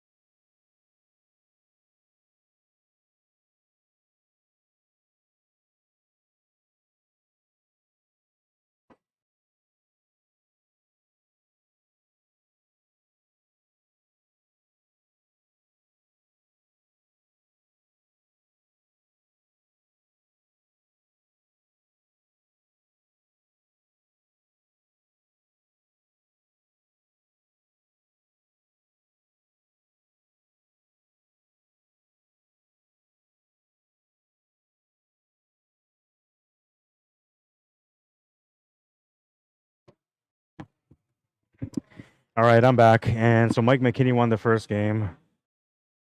I feel good, you know. I feel good, man. I get a chance to do the commentary now for the end, and I was feeling bad about it that I wasn't able to do so up until now. So it's kind of good. I did my best to do commentary while I was playing, and you know, it was a little awkward, but it wasn't as bad as, you know, setting up another microphone and doing it that way like I did at the Blue Room. Speaking of the Blue Room, for those of you that are looking to get into the Tournament of Champions season finals, the next qualifier is next Saturday, qualifier number 2 at Blue Room Billiards, 866 Notre Dame Avenue. It starts at 1 o'clock. I originally started at 1:30, but I changed it now to 1 o'clock just to make it a little bit faster. I got to stream on Sundays too, so you know, if I get home by like 11 or 12 o'clock on a Saturday, that's decent. It gives me 2 hours to kind of reset my stream, and then I get a chance to go get some hours of sleep. I was probably the toughest table or the toughest match that he had to face here, so he's gonna get a little comfortable on this table. But he's playing a really tough opponent here in Joey Bolio, man. Joey doesn't really miss too often, and he's got a lot of knowledge on the table too. Only 13 years old, man. The kid, honestly, he's a threat every time. But Mike's got a little bit of comfort here, knowing the kid, and you know, he's starting to play like as if he should be winning this match. And looks like he's gonna get a good start here. He's got shape on the 8 ball, protection from scratching with the 15 ball. He'll make the shot. He'll take the second game.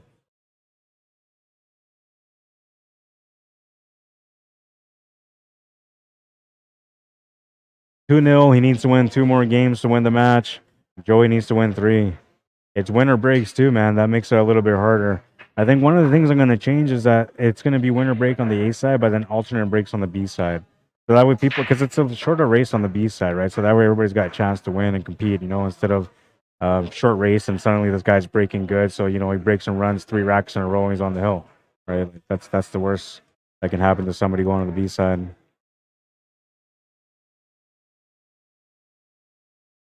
Thanks for all the support, guys. Appreciate it. Yeah, I'm playing good, man. I mean, I'm still not back to form, right? I'm not back to the Rod that, you know, I know. The Rod that I know, that guy doesn't really miss, man. And he's got lots of focus, but I haven't seen that Rod in a long time. He's, you know, kind of been missing. Missing in action. The COVID era kind of wiped him out, man. So I'm just trying to get back into a groove. I'm not quite that guy yet, but I'm starting to become. I'm starting to make people think twice, you know, when they're playing against me. And that's good. That's all I want, man. I just want respect. I don't want to be the best in the city. I just want to scare everyone. And I feel like maybe I'm slowly accomplishing that goal, man. I mean, I haven't really won any tournaments yet, but definitely back on par. Thanks, Bryce. Appreciate it. Says beautiful shot. You got action this time, says Stephen Roberts. So you guys talking about my jump? Yeah, that was a nice jump, man. I just got burnt, honestly. I should have had. There's 2 times that I got burnt, and it's diamond table, right? So that's why I didn't get worked up. Like normally I'd be like, oh my god, I can't believe the roll like that, blah blah blah, right? But I know it's a diamond table. If you don't treat it with respect, it's gonna burn you. So you know that's the way it is, man. I wasn't too upset about it, but it did burn me nice. And one of the biggest problems for me was on the last one there because I had a chance to finish it, and I was running a beautiful table to finish it too, man.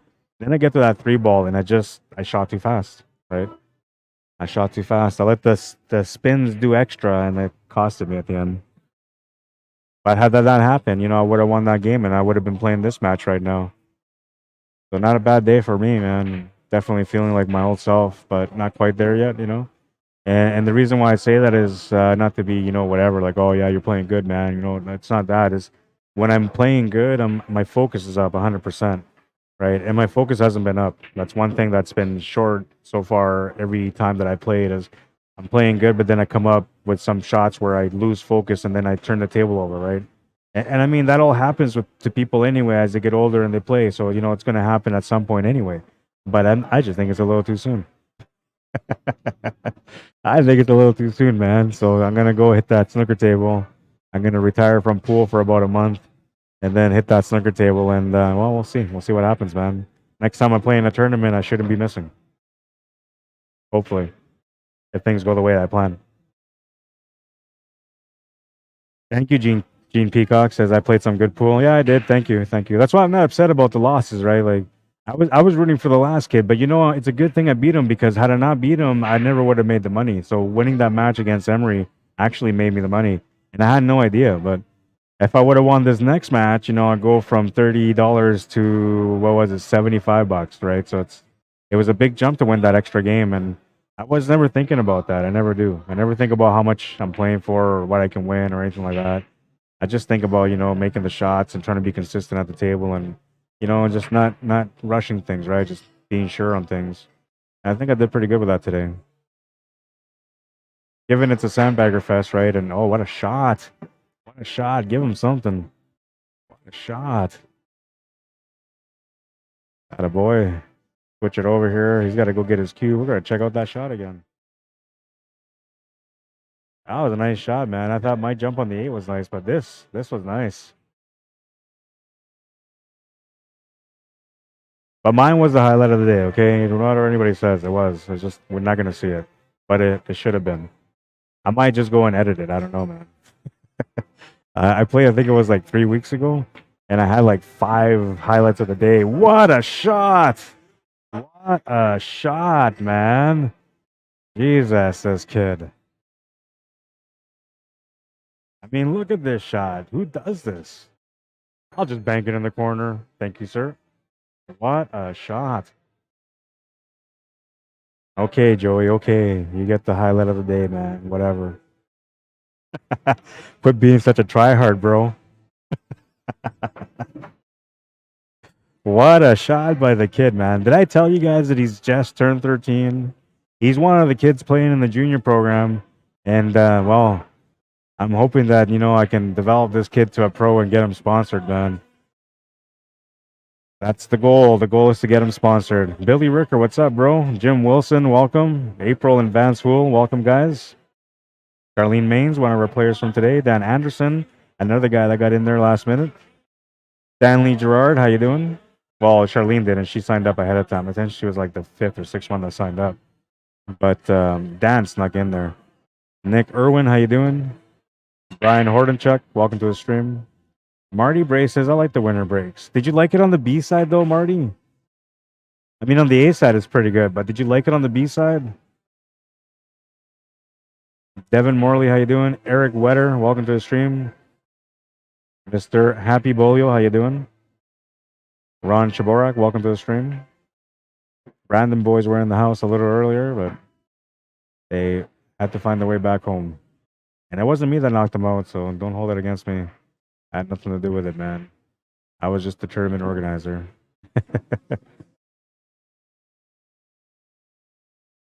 Larry Hanatsu, how you doing? Welcome. And and I haven't asked you guys to like and share the stream today, but if you guys can like and share the stream, I totally appreciate it, man. I know I've been neglecting my job, but we're going to close out with a bang, I'm here right now. I'm here to the end, and, well, give me a goddamn like, man. Yeah, how about that for demanding? I said it.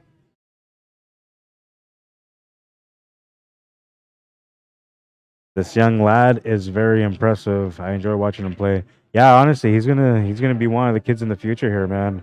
And I mean, right now he can already compete with all of us. I was saying jokingly to some of the people in the course, if you come play in the training session, like this kid is so good, he technically could teach the class, but he can't. I mean, there's things that he needs to learn, right? So he's not there yet. But he's so close to being there. His natural ability to play is just incredible.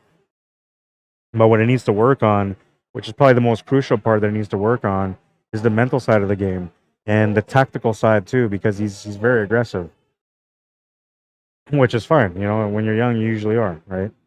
But when you want to become one of the best players, what a shot that was also, then, you have to find a better tactical game. You have to know when to go for shots, when to play it safe, right? Find balance between going for everything and playing smart. And I think I did pretty good today trying to play smart, but there's a couple of times that I should have played smarter and I didn't.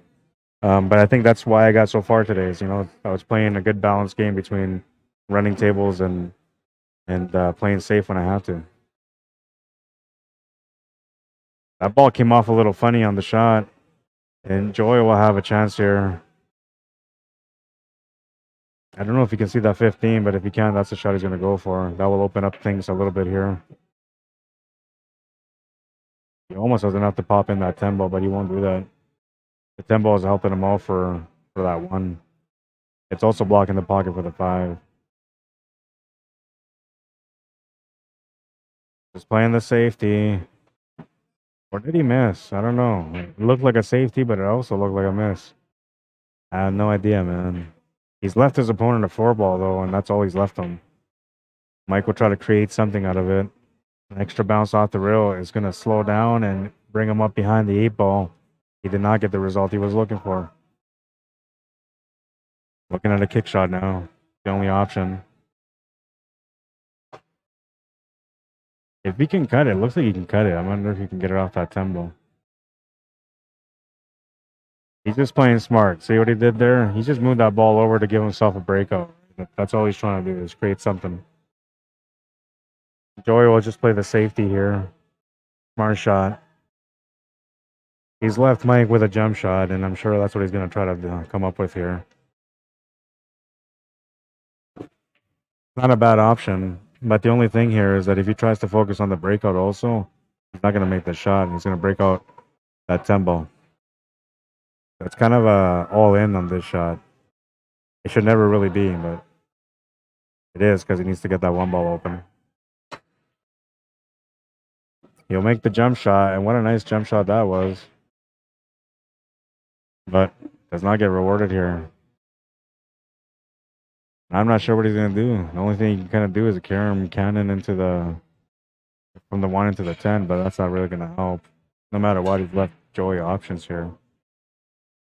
The only way he can really kind of create some problems is changing the table somehow. And that's going to have to include bringing the cue ball down table where he's standing right now. Trying to get creative. He's going to call that side pocket.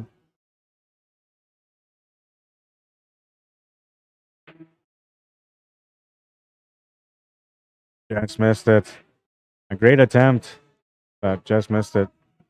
And Joey Bully will have a chance to get on the scoreboard finally. And this table's looking all right. He's just got to get that 14 ball opened up, which is kind of the only problem. But he's got an angle here with a 9 that he can do it with, and I'll give him position for the 13 as an escape shot. So it's a safe bet to open that one up. And he's opened it up in a way where he's going to want to take that 9 ball or that 14 ball right now. He doesn't have to, but he should. Oh, and he missed the shot. He popped up on the shot. Oh, no.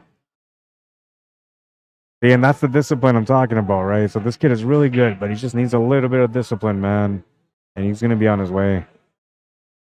And look at that. Mike will miss this shot. Oh, man, the nerves are settling in now. And the kid will have to just keep shooting here, man. Setting up for the combination, trying to keep the work simple. See how good it is here. Not bad. He can just hit this soft for the combo, leave the ball over the pocket. He had a little bit extra pace to make sure that he was good on the shape. All he's got to do is just come down here for the 8 ball. Doesn't matter which pocket as long as he gets one. He's going to get one.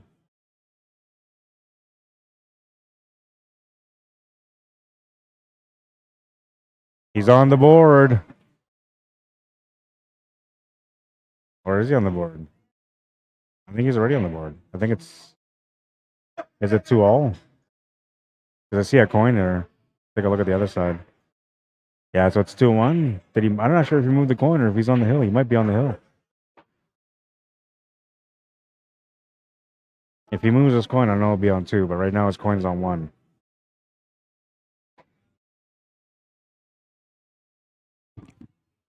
Hey, Joey, is that your first game? That's a second, so it's 2-all? Yeah. Yeah, it's 2-all, so the kid's on the hill, man. He's breaking for the match. Woo!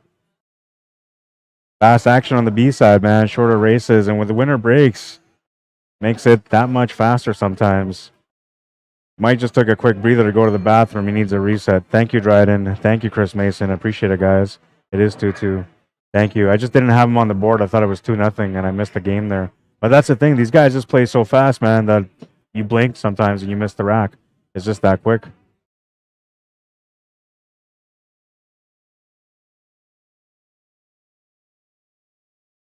You jinxed me, man. You jinxed me.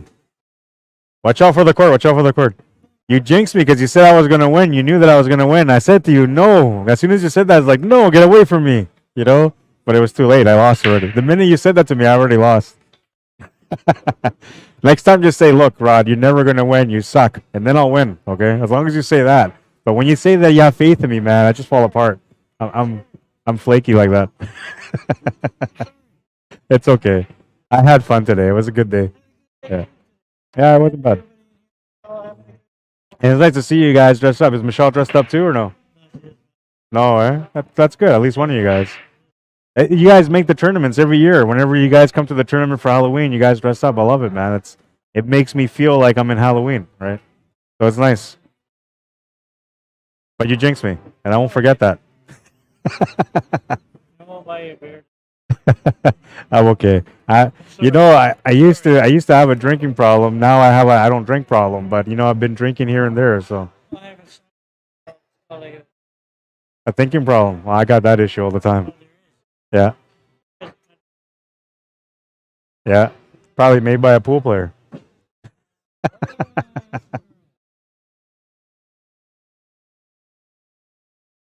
That's okay. I'm okay. I lost on my own. If I would have just played smart shape on the last shot, I'm out. But I rushed it, so it's nobody's fault. It's my fault. I should have won that match. You were right. Yeah, I don't believe in that stuff. But don't ever talk about the score, okay? Because whenever somebody talks about the score always changes the worst way possible. So whenever somebody asks you, like, hey, what's the score? Just say I'm up or I'm down. That's it. Don't say what the score is. As soon as you say the number, everything changes. Thanks. Yeah, that's right. Never say a number doing that either. No.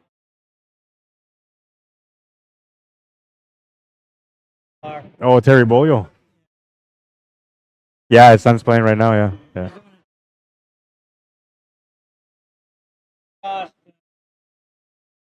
Yeah, why not, man? I'm glad you did.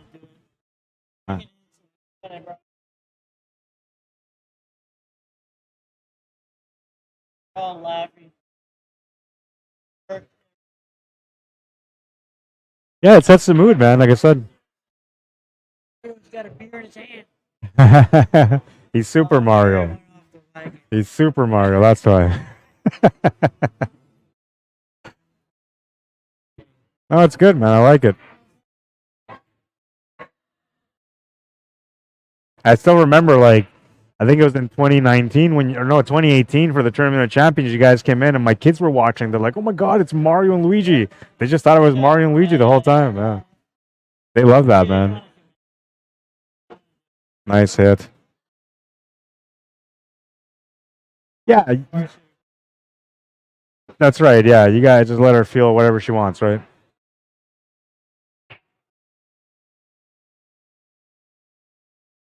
Right on, man. It seems like everybody's having a good time, man. Tournament wasn't so bad either. Like it's 10:41 and we're down to the last two matches, so not too bad considering it was 32 players. Pretty good.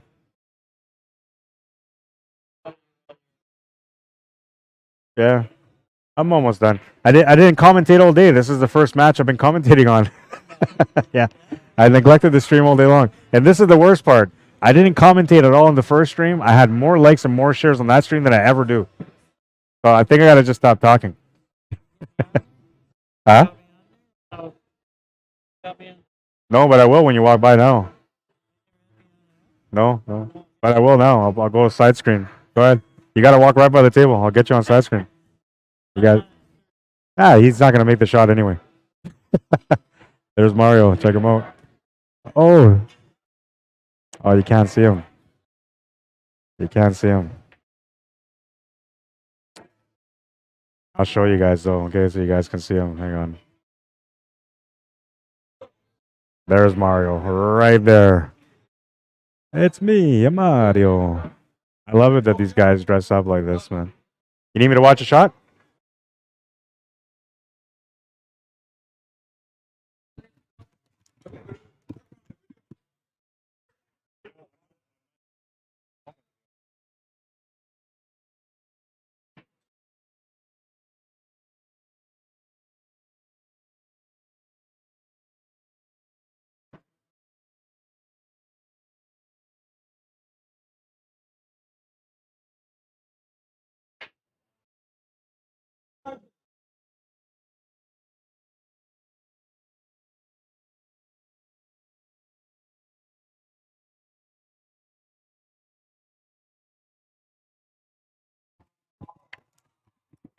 Yeah, they were asking if it's a ball in hand, so it is a ball in hand. Joey Bully will have a chance to close out the match now.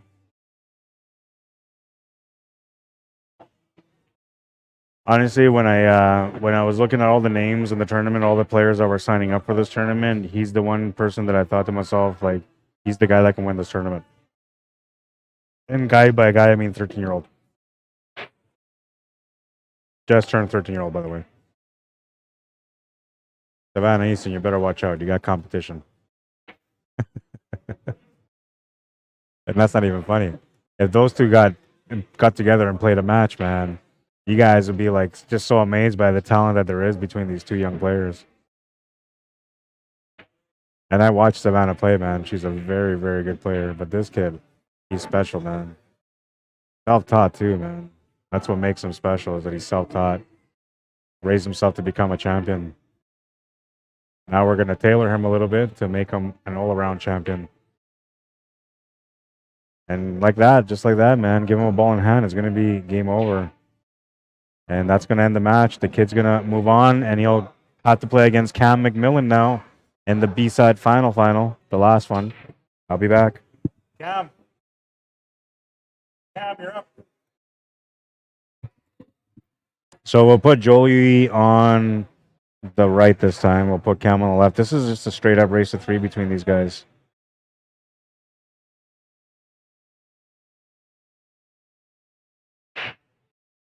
Taste. Oh wait, I'm wrong because Cam McMillan was a 3 on the B side, so he has to be a 2 on the, or 3 on the A side. So he's got to be a 2 on the B side. So 3-2 race. That's what these guys are doing.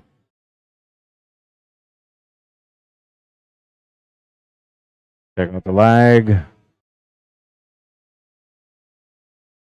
Like Joe will get the first break. Full time.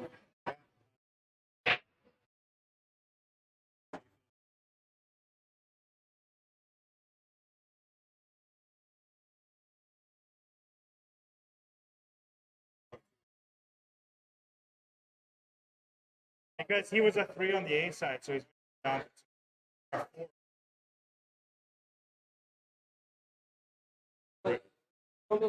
We had this argument, and then I brought that point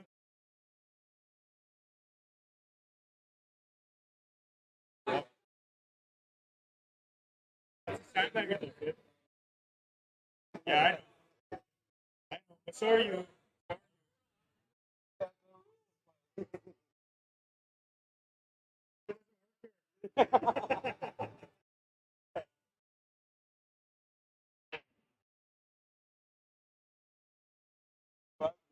John made 30, so I'm going to have to spend. Okay. Okay.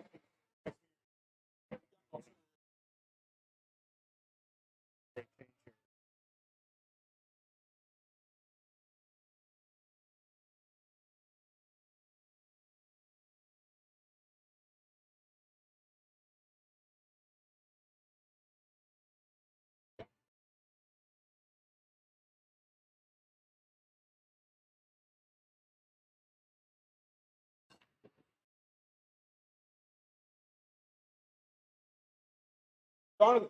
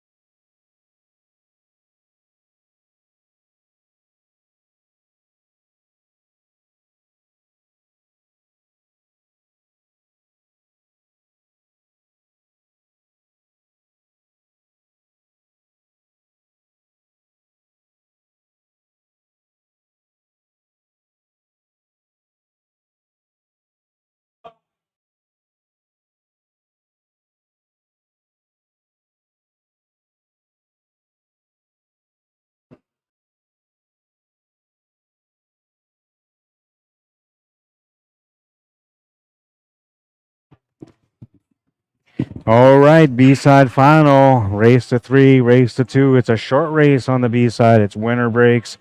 Anybody's game, man. And, well, Cam McMillan's been kind of sitting on ice for a while. He was in the A-side final probably about an hour, maybe just over an hour ago. And ever since then, he lost, and he's been sitting there waiting for the B-side to finish. And though it's been, fairly fast-paced anyway, it doesn't change the fact that he had to sit there and wait for a while. So he's going to need a chance. He's going to need a chance to warm up. And, well, I'm not sure if the kid's going to give him a chance, honestly. He doesn't give people chances, man. One thing I can tell you, though, is that guaranteed third place now, and they're both going to be happy about that.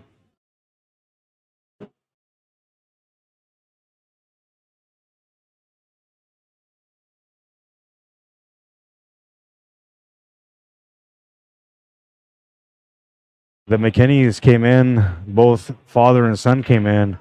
Mike McKinney will finish in 4th place. His son, John, will finish in 5th, 6th, along with me. Not a bad day for the family to come out and play, man. And on the other side of family, we're looking at the Camerons. Out of the Camerons, it was Errol, his son Emery, and his daughter Elise. And Earl's the last one remaining. He's guaranteed double dip on the A-side final finalist. And, I can't believe he missed that shot. And, yeah, so he's got a chance no matter what, guaranteed $200. So that's not a bad day for the family. They put in 3 entries at $30 each, $90. So they're already $110 ahead. And they got all their money back. So free pool day, man. The way I look at it, when you bring your kids to play and they're good players, you give yourselves 2 or 3 chances to be able to win right through the family. But Mike McKinney took his cash, and Jonathon McKinney's going to get his cash. And when it comes to payouts, I guess there's no family. I got to remember that, man. When I get paid, there ain't no family. It's just me, my money. I got to learn. I got to figure out how these guys did that with the whole family. How do you arrange this madness where you don't have to give anybody no money?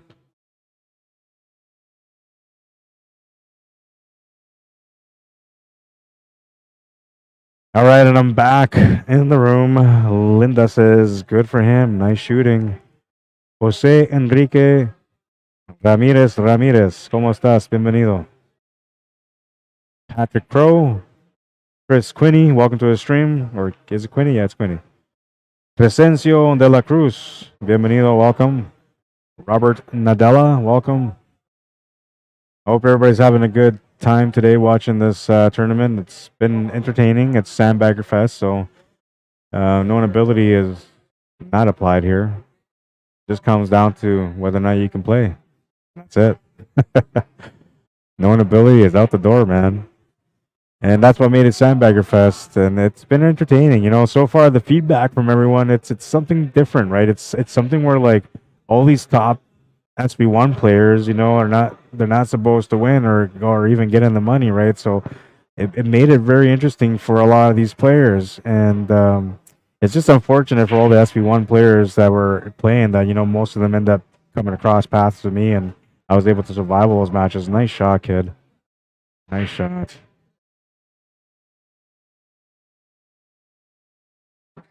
What a good tournament it's been. Everybody's enjoyed it. The winter break format has been fantastic. It's something that I don't really apply. I like to make sure that everybody has a fair chance all the time. But you have to kind of do things like this every now and then just to kind of balance out the handicapping. Oh, that was supposed to be a safety, but he's left him a shot on the stripe. That was not part of the plan. And Cam will have a chance here, but he still has 4 balls plus the 8 ball to deal with. The only good thing is that, he's got no choice but to make this 10 balls. So he's naturally going to come up table for the 13 or the 9. He could try to hold shape for the 11 ball, but that's not the right shot. It looked like he was trying to hold shape for the 11 ball, but that's definitely not the right shot. If he's got it, he's going to take it, though, because that's what he was thinking. And this is tough because the 11 ball is so close to the 8 ball that even if you make this 13 and you happen to get shape on the 9 to go up for the 11 ball, it's in a tight spot. On a diamond table, that's a problem. Because, unless you know the rails, they can catch you off guard. if he's got the 11 ball, that's the best shot to take on right now. Even though I said that, he shouldn't be trying to stick for the 11 ball. But he's got it. And that was a good shot. And now he's got a chance here to be able to get onto the 13, and then he's just got to come over slightly for the 9 ball. A good little layout here.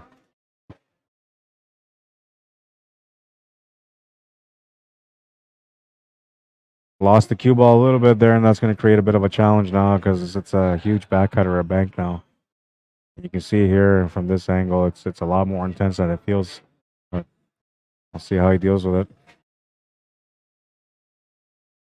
He just has to make the shot, man, and the cue ball will go up towards that 1 and give him a shot on the 8 ball. Well, none of that was supposed to happen. It wasn't supposed to go around like that. He did not get rewarded. Interesting that he took that shot, but he's watched me do that shot probably about 4 times so far today. He watched there's a few times where I made that shot and he was watching me, and I know he was watching me. And I made some ridiculous back cuts, man, honestly. Some of the things that I did, it was just nuts. Makes me want to play in the tournament tomorrow, but I won't. I'm going to focus on the streaming. It's kind of a spoil for you guys when I play, man, because I don't do it too often. But when I do, I try my best to win.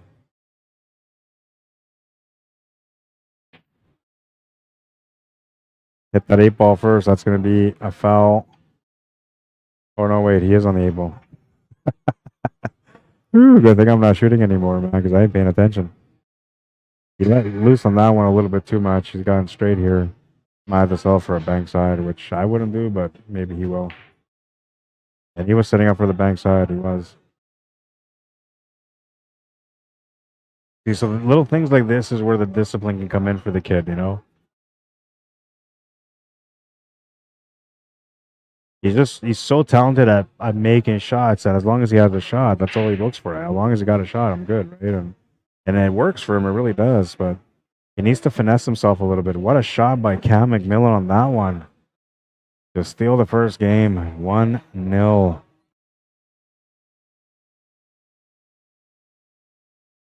Take a look at it.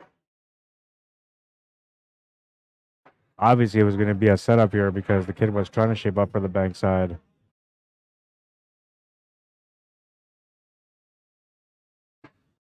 But Cam will strike first, and well, he's got to feel good about that because he only needs to win he needs to win one more game.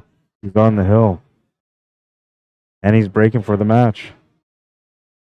Now Joey, well, he's got troubles. This is the first time he's dealing with this situation all day long. He's had the handicap on his side. Everything's worked out for him, but in this match, well, he's actually spotting a game, and that makes it a little bit more challenging, especially when his winner breaks. Rack number 2, Cam McMillan to break, leading by 1 on the hill. Would like to get a ball going off the break here and just to have a chance to shoot at anything. It doesn't matter what. He'd just be happy to be at the table. He makes the ball into the side pocket. Cue ball travels around a little bit, gets bumped up, and it gets stuck in the middle of the table. He's got options.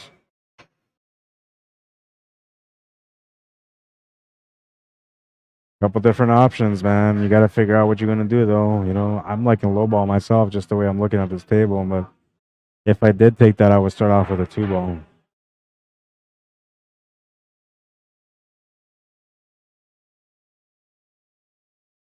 He's taking low ball or high ball, which high ball isn't too bad, but the 11 ball is tougher to get to than the 2 ball is right now.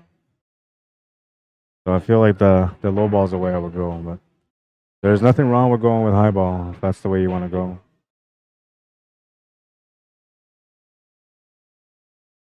Mario's dancing around, having a great time, man.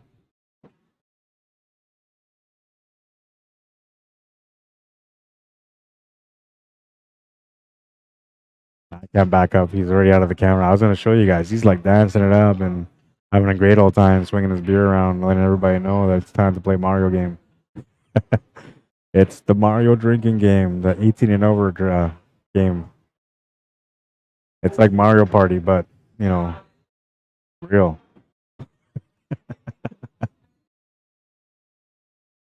So the kid will get a chance to get on the scoreboard, and he's feeling frustrated about the handicap, but nothing he can do about it, man. He just has to work things out. He had a chance on the last one, and he just play the shape wrong. That's all. But this table is juicy, man. It's got a lot of potential here. 4 ball sitting right next to the 7 ball, so you can just draw back a little bit here for the 4. You don't want to stun over slightly for the 2 ball next, and then he's going to want to shape up for the 5 for the finish. Nice little stun over shot there to be able to get the shape. Needs to get past this 10 ball. Needs to get past the 10 ball, but he is not going to make it past, and he's not happy, man. That's the first time I see the kid doing that. He usually doesn't give in to the stuff like this. He knows he had a chance there, and what's really working him up here is the fact that his opponent is only going to 2.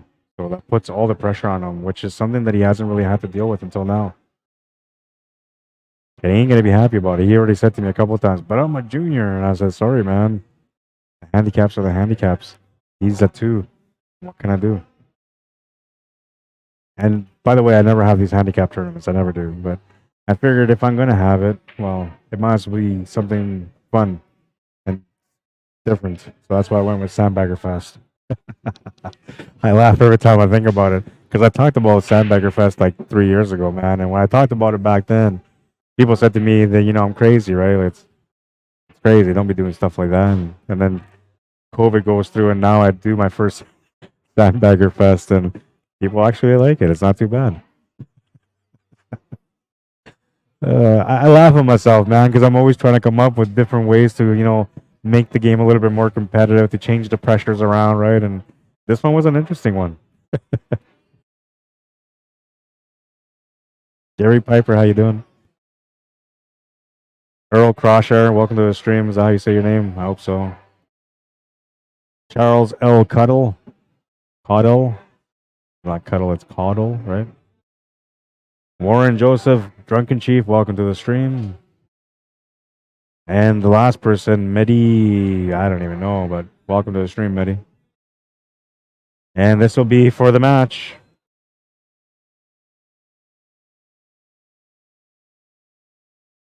And he will win that game 2-0. We're going to go into the next matchup.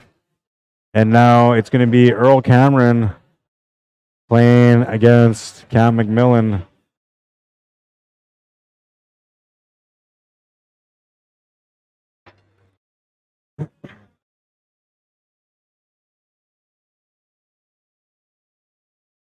These guys already faced each other, and Earl won 5-0 in that match. Errol Cameron will go on the left because he won the A side. And then if they go to a second set, then he'll go on the right side. 5-3 the first set. That's what the race is. 5-3. Cam McMillan is breaking first. He's feeling good, man. He just got onto the last match, guaranteed no less than second place. I got to go pay out Joey now. I'll be back.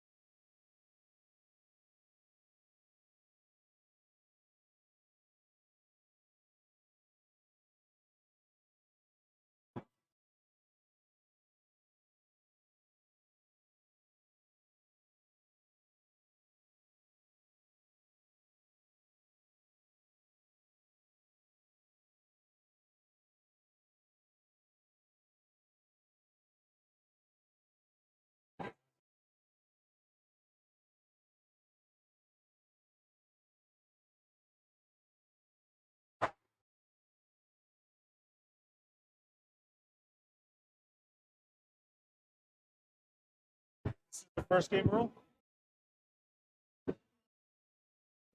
First game? All right, so I had to come back. I had to go explain. I had to go pay Joey Bolio first of all, and I had to go explain to him the rules on how this is all working because he wasn't happy about the handicap with Cam McMillan. I told him, I said, "There's nothing I can do. You know, I don't. I don't usually. Let me plug in my phone. I gotta send this e-transfer to the kid. I was trying to pay everybody cash, but then two people didn't pay with e-transfer ahead of time. They decided to pay with e-transfer today, and so that kind of screwed up everything when it comes to the payouts. So I'm gonna send him an e-transfer that balances everything now, and then the other $30 that goes to my pocket because that's my fifth, sixth finish. Let's see. Yes, e-transfer. Almost forgot already, man.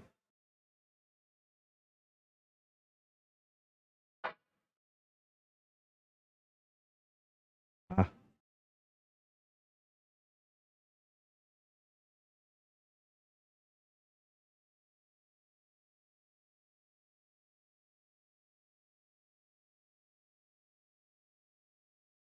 Like, what the heck?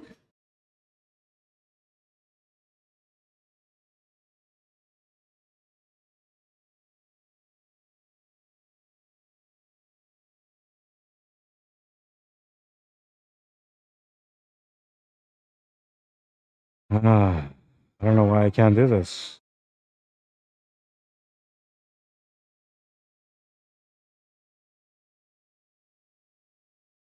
Uh, Jonathan, I don't know if you're watching this right now, but I'm trying to get you paid out, and this thing is just acting up on me, man. Right here. They must have updated Facebook to make it annoying or something, because now I can't do any of this stuff. There we go. Okay, this should work. Okay, so I'm gonna put down the mic because I gotta pay somebody out, and I want to be talking to myself, and I don't want you guys to be distracted by my small talk. I'll call it small talk. I'll be right back.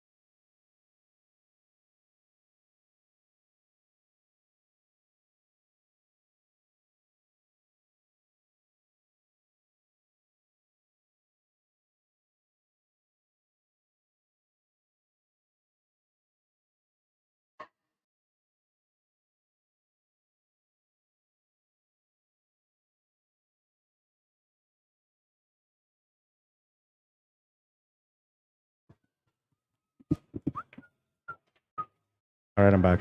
I got some music going on in the background. I just had to sing it, you know.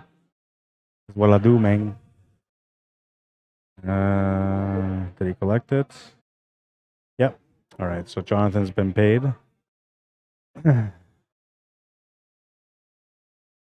I wish I could just pay people out with e-transfers, man. It just makes it easy because everybody sends me e-transfers, right? So I get like $1,000, $2,000 in e-transfers, and then I gotta go get all the money out and walk around with the money like a champ. But if I just paid everybody e-transfers, I won't have to worry about that. Just send the e-transfer out and we're good.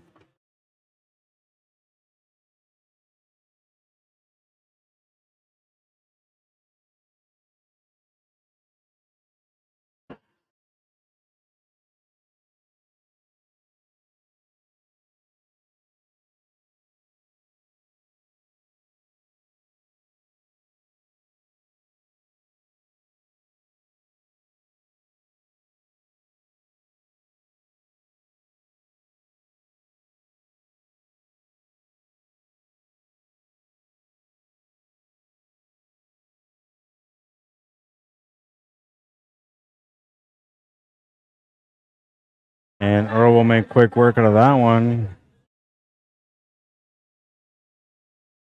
2-0. He needs to win 3 more to win the tournament. The biggest sandbagger of them all, man. I feel like him and I should have been playing even, but we didn't play even. And that could have been the whole momentum right there, honestly. Had I just won that match, who knows? Maybe I would have found myself in this situation here myself. But instead, I went to the B side on my first match, and then I just battled all day until I got here. Well, I almost got here. Rack number 3. He's leading by 2. It's winner breaks. So he will be breaking in rack number 3 now. Trying to get over the hump. His opponent, Cam, has not been able to do a whole lot so far. I still gotta go home and reset the stream and all that stuff for tomorrow, man. I'm gonna be tired tomorrow. That's why I'm not playing too. Gotta be a little bit of balance, man. Smash and break, but didn't sound like anything went in. The Devil's Power on Amazon Original. Cool.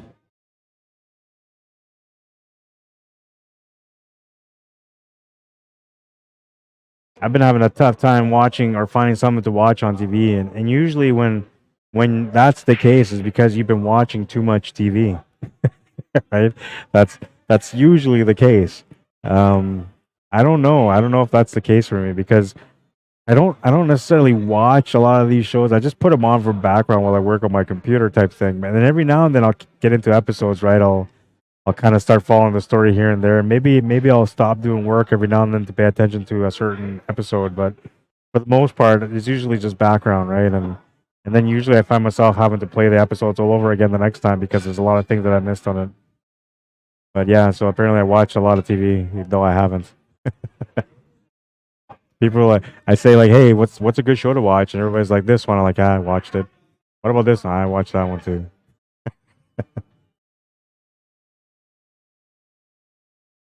The one that I haven't watched yet, which I'm thinking about watching, is called The Sinner. I don't know if that's any good, but if you guys watched it, you guys tell me. The other one that I want to see is called The Peripheral.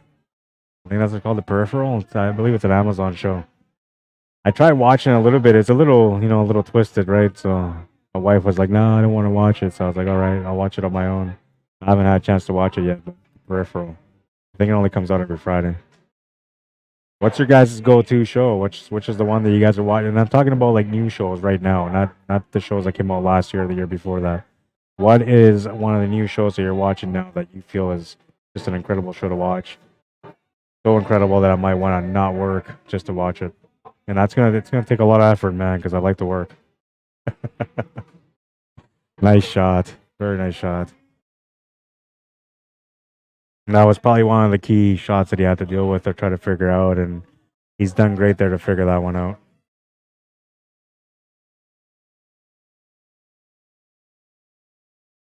A little bit of body movement on that one.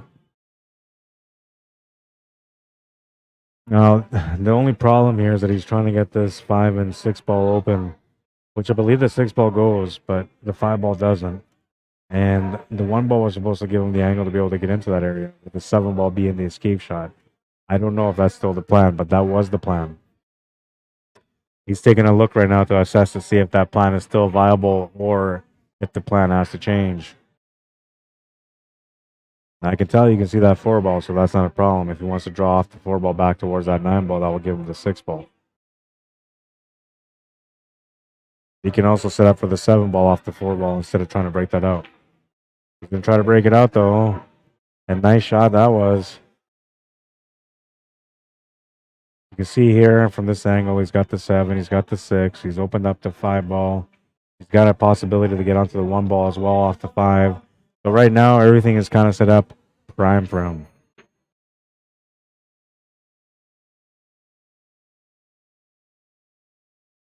But he's still not done. And that 8 ball is tight, man. I don't know if that 8 ball goes past that 14 or not. He's a banker, though, so, you know, as long as he gets into a bank area, he can just bank his way out of that 8.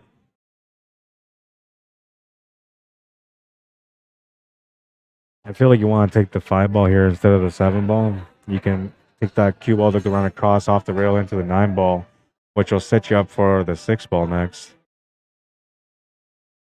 I think the goal here is to have a shot that will get you close enough to the 8 ball to make it easier to pot.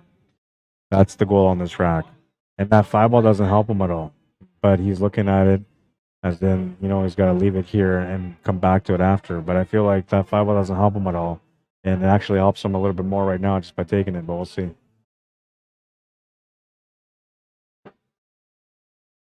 Oh, and I got to come back and join you guys in the room, which I haven't done much lately.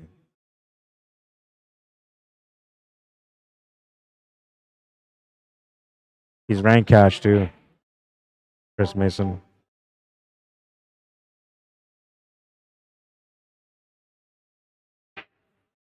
Actually, I think he said he's cash 1, but I ranked him as a cash 2, which doesn't matter. Cash 2 and under was a race to 3 on the A side, race to 2 on the B side. I know this tournament never made sense, but it didn't make sense from the beginning, and I don't think it really was supposed to. But the goal of this tournament, what it really was, it was supposed to be a SandbaggerFest. So the goal was that all the top players got eliminated, and only the sandbaggers were left at the end. And, you know, there's always going to be one player that kind of stands his ground, you know, no matter what. And that's that Errol Cameron right there. He's the one that stood his ground, but he's going to miss that 5 ball. And unfortunately for him, he's going to turn the table over to Cam. But Errol's been the guy. I thought I was going to be the last one standing from all the top players in the tournament. But it's Errol. He won the A side, and he guaranteed himself in the final 2. And out of the sandbaggers, the biggest sandbagger out of them all, I thought would have been Joey Bolio. But it turns out it's Cam McMillan. And he's got a chance to win this one also. But he's going to have to earn it. Against a tough player like Errol, it's not going to be easy. Make it, break it hard. Understand. Make it, break it hard. I'm not a country guy, by the way, but that song plays, and I don't know. It's like I instantly want to just start doing the line shuffle. I'll laugh because I would never do the line shuffle. If you see me do the line shuffle anywhere at any point in my life, you know I'm drunk. Because so far in all my years of being alive, man, I've never once even attempted it.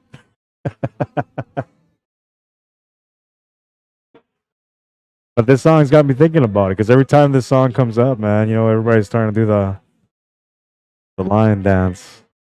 I don't even know what the line dance is. I just know that you got to dance on a line, and I think you got to copy everyone else. I'm not sure. I'm not one of them boys, you know.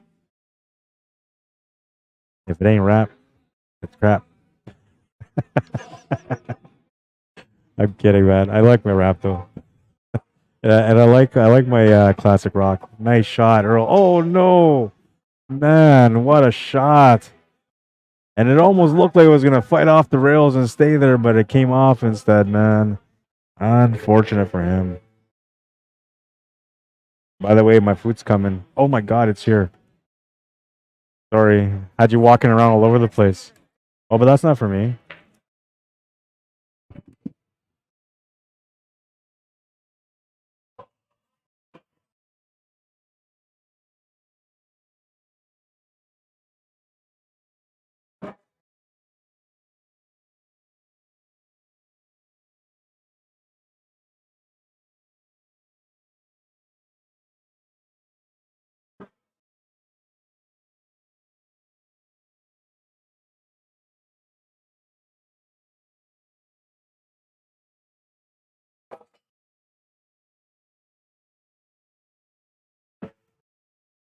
Thank you. Yeah, or just like the regular hot, right? Nothing suicide or anything. I tried ordering some healthier food, but the chef made a mistake and sent me on wings. And well, you know, sometimes you gotta eat wings, man. It is what it is. And he's gonna miss that shot trying to get the shape for the 9 ball, and he would have had it too, man, but came up short.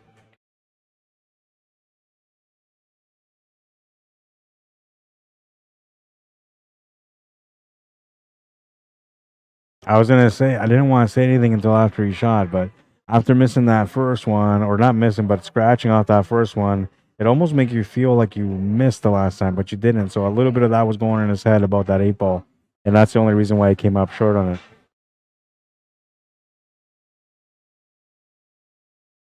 But Cat McMillan with a huge break here because he should have been down 3-0.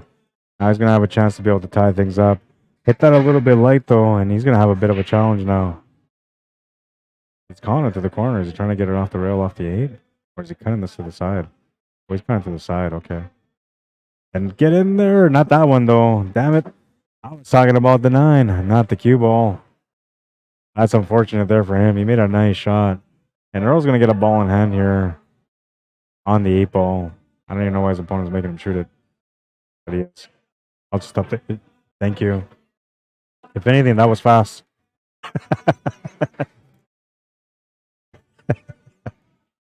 I'm teasing the girl here. She got the wrong order.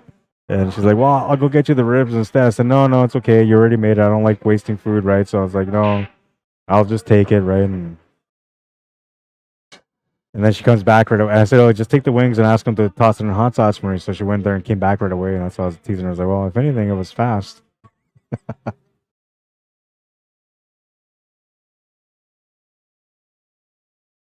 Lori Norquay, how you doing? Welcome to the stream. One of our players from earlier. You were the mystery player for me, Lori. I wasn't sure about you because I don't really know you too well, right? But you were the mystery player for me, and I thought, like, you know, this Lori Norquay, man, she might be somebody to look out for in this tournament. And I wasn't sure. I didn't get a chance to watch you play, but I know you were around for a little while. Normally, I have a chance to kind of watch everybody play and see the matches that are going on around me. But today, like, I was just playing all day, and I kind of went to bed last night saying to myself, like, you know what, you're gonna go there tomorrow. You're gonna do your best to try to win. It's a really hard tournament. You know, you're not supposed to do well. So for that reason, you're gonna go out there and try to do well. And that's the way I played today, right? I was just trying to do my best. But I wasn't paying attention to everybody around and all the matches like I usually do. But thanks for coming out, Lori. And same to anybody else that's watching the stream right now. If you guys came out to the Sandbagger tournament, thanks for coming out and enjoying the tournament. I got a lot of different feedback on it. Only one person seemed to be bitter, which was Joey Bolio. But everybody else seemed to be, you know, good with it. They all enjoyed the format and they enjoyed having the edge against the Super Vegas 1 players, which they normally don't get. So it was, I think I could say it was a success. The SandbaggerFest was a success.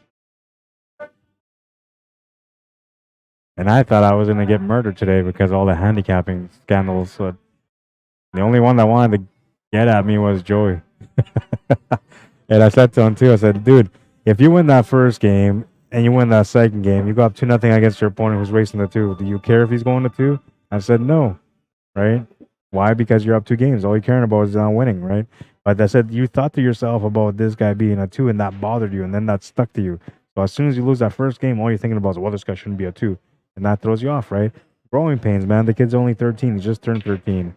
So he doesn't know these things, right? He's just getting to know these things. To him, this is unfair, blah, blah, blah. But to me, I looked at it and I try to explain to him, this is a growing opportunity for you, right? You need to learn from this. You need to find a way to overcome the negativity behind the result and just try to find a way to grow through the shots at the table. Okay. And that's what I said to him too. Like today, I played a few matches where, I was down by like 3 racks. My opponent was on the hill. I had to come back and win. I did that twice. I came back and won. Right. And I told him, I said the only reason why I did that is because the mentality, right? I've grown in the game over the years, and I understand now that it's not so much about anything else on the table except for what you're doing at the table when you get a shot. It's always that, And if you're making the right decisions at the table, you're taking your time and working the puzzle out. Well, most of the times you're going to come all through as the winner of that match. So I try to explain that to him so you understand that was a big part of him today, having to learn how to grow a little bit more mentally and dealing with the obstacles of having to play against somebody that's, in an unfair matchup where you feel like they have the edge on you, right? I think my toughest match today was against Earl Cameron, and I had a chance to get on the hill to make it hill. I don't even know. I think I lost 5-5 to him. I can't remember. But it was pretty close, right? And I don't know. I just it's one of the things you have to learn in the game is the mental side of the game, just growing, understanding that, you can't change everything around the game except for what you're doing at the table only. And that's the only thing you have control on, right? So there's no need to get all crazy about handicaps and stuff like that. All you can really do is just accept whatever the fate is on the table and just play your best. And I know it sounds easier than done, honestly. It takes some time, it takes some effort. It takes a lot of losing and, overcoming the mentality, and it takes a lot of being behind and winning and then overcoming that mentality. So there's a little bit of both sides on it. But you have to do both. So you have to be able to lose and deal with it. You have to be able to be behind and come over the top, even when the odds are against you and your opponent's getting an edge on you. If you can start doing that once in a blue moon, then suddenly you start seeing the game differently. You start believing on results, and you see that you can create those results for yourself. That's when you really become more of an all-around player. Up until then, you're a player that has talent that always comes up short because they have a hard time understanding this part of the battle, the mental battle, right? And that's honestly, there's always a mental battle on the table, whether it's you fighting mentality against your opponent or just you fighting mentality against the table itself. There's always something like that, a mental battle in between. I think he's going to learn from it. I'm hoping he does. He's only 13. Like I said, he's just turned a man. He's got lots of life ahead of him when it comes to playing pool. Lots of tournaments to win. And the kid walked out with $110 today, so he can't be that mad. He made some money.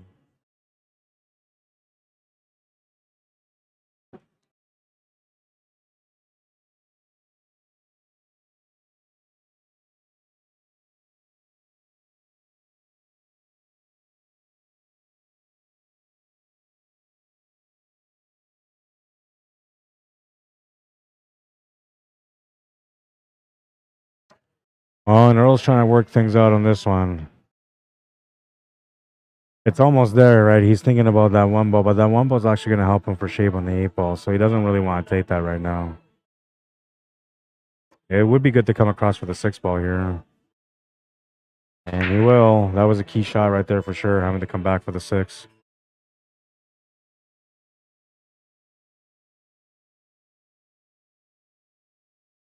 Now you can just play this through and try to shape up for the 4-ball next to the side pocket. If he gets the perfect weight, he'll have to finish. If he doesn't, well, you might have to resort to maybe making the 1-ball and opening up the 8-ball and just settling for a hard shot on the 4.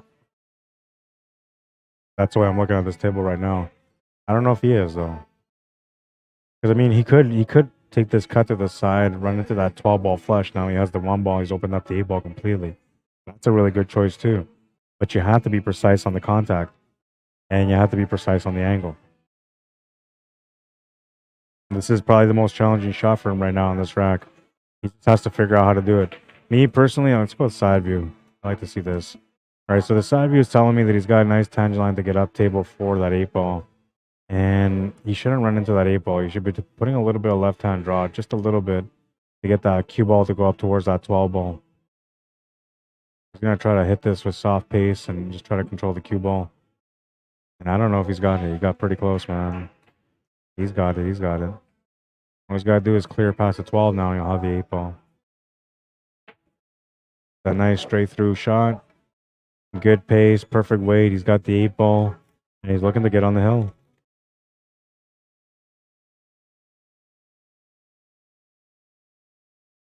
He makes it. He's on the hill. Breaking for the match. Winner breaks. He won against Cam McMillan 5-0 on the A-side final. He's got a chance to do 5-0 here in a championship match on the first set and get it over with. If he does, that's amazing. I'm still going to be here for another hour and a half no matter what because I got to tear down my equipment. But that's truly amazing if he can beat his opponent twice 5-0. That's almost like bragging rights, I feel. Rack number 5. He's on the hill, breaking for the match. And, well, we'll see what comes up on this one.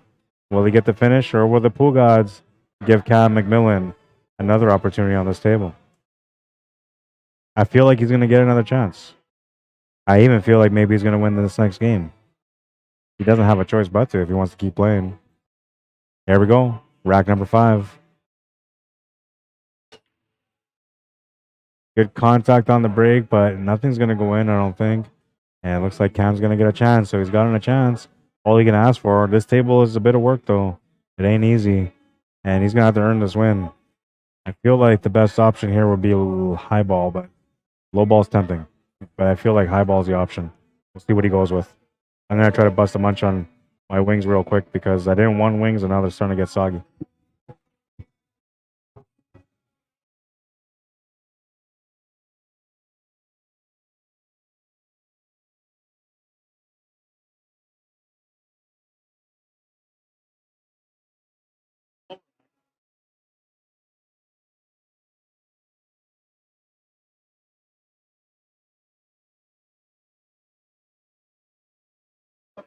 Flashing water, man. That's all you need.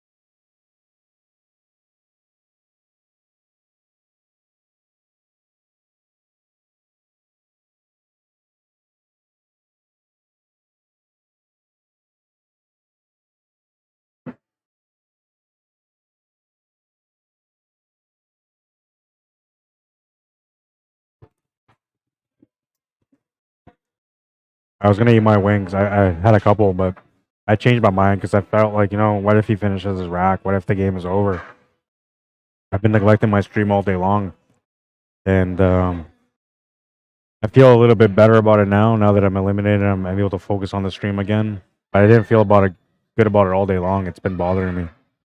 So at least I want to be able to go out with a bang and, try to finish the commentary.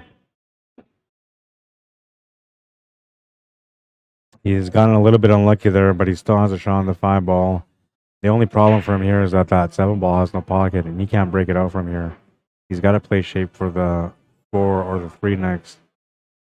He can try to break out that 7 ball, but I don't think it's going to benefit him if he tries. He did try there, and it's got a bad bounce off that stripe. Or is it a bad bounce at all? I don't know. He's got a shot to the side, and he's got an angle to get up for that 7.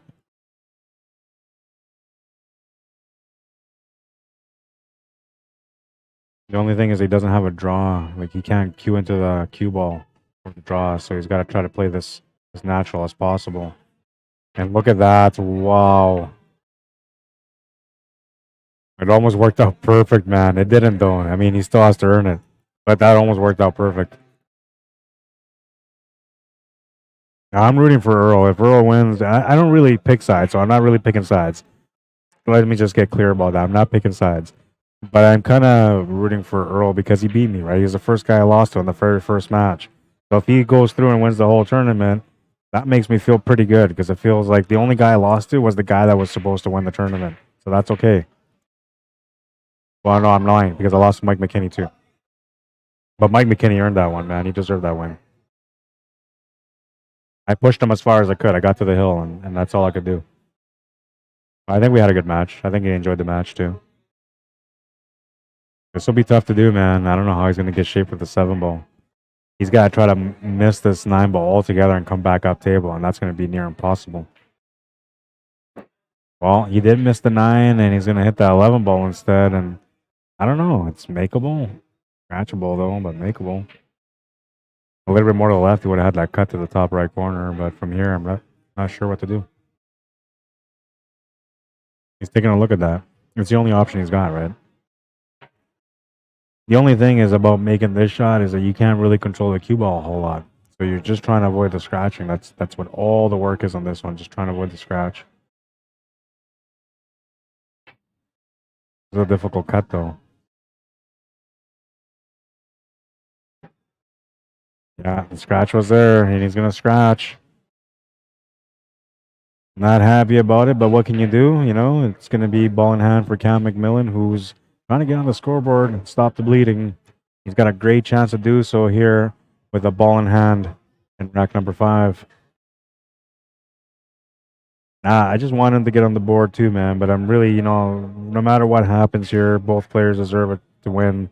Both players have met twice now, and so they both deserve to be where they are. But a part of me wants Errol to win just so I can justify me losing in the first round. It's all about my ego, man. I got some ego too.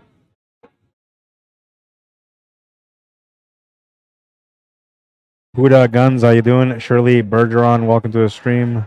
Mr. Chris Hook, what's up? Steven Sestak, welcome. Doug McFarland, how you doing? Elsie McLean, welcome. Christian McLean, welcome. Michelle Papin Morin, welcome to the stream. Thank you to everyone that liked and shared the stream today. If you didn't, well, this is your last chance, really, because there's only this match and maybe one more, depending on what happens on this one. But if Errol wins, it's over. If Cam wins, we go to another one. No idea how this is going to work out.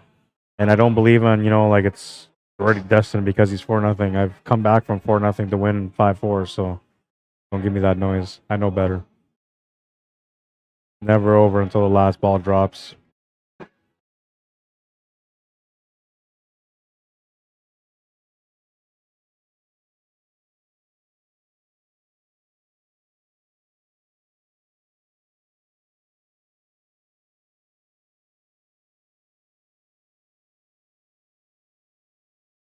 Now, this is an interesting setup here because if Cam can win this first set, if he can get back into this match to win this first set, when we go to the second set, he only races to 2. That puts all the pressure on Errol, man, because as long as Cam wins one of the games at the beginning, he's on the hill.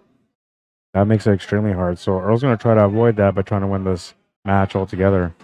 But we'll see, man. Cam being at the table right now, looking like, well, he's for sure going to get on the board for one. He'll be breaking on the next one, and if things work out, who knows? We might end up having a hill matchup. One good shot coming up here. Just has to follow it throughout the top rail with a little bit of speed. Not a whole lot, but just, medium stroke. That will do, and that will give him the shot on the 8 ball to the top right corner past the 7 ball. You could try to draw around off the top rail with some right-hand spin to get behind the 8 ball to make the 8 in the top left corner also. But now you're kind of playing with the diamond table. You're flirting with the spin and all that and the rails, and I'm not sure you want to do that on a diamond. Has to make the shot here. He will make it. Oh, and he almost scratched. A little bit of drama on that one. 4-1. He's on the board. He's breaking next to get on the hill.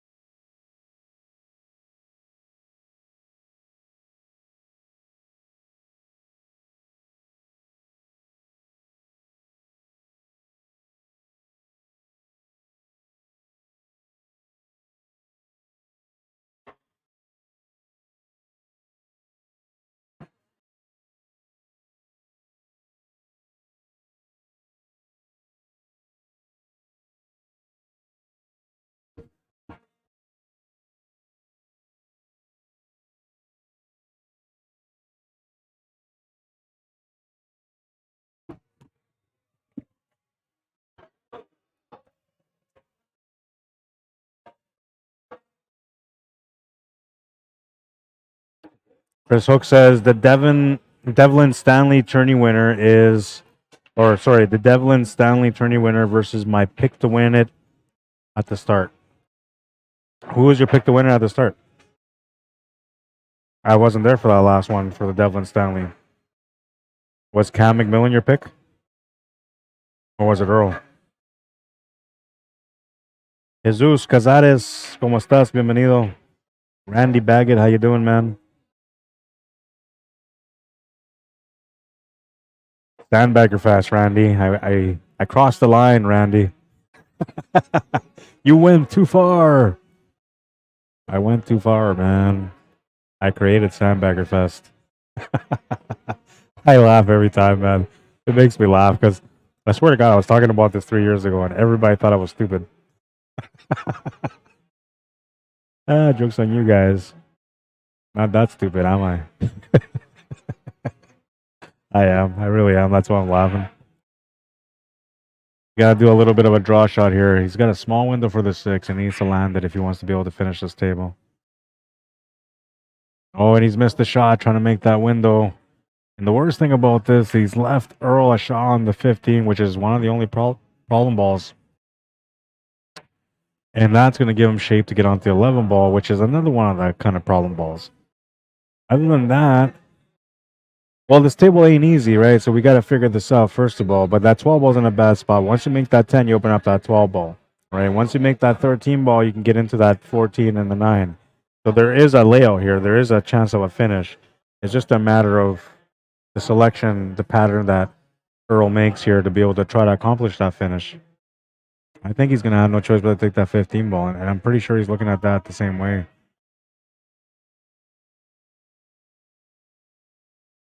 And he's going to want to maybe get into that 6 ball to open up that 8 ball a little bit too.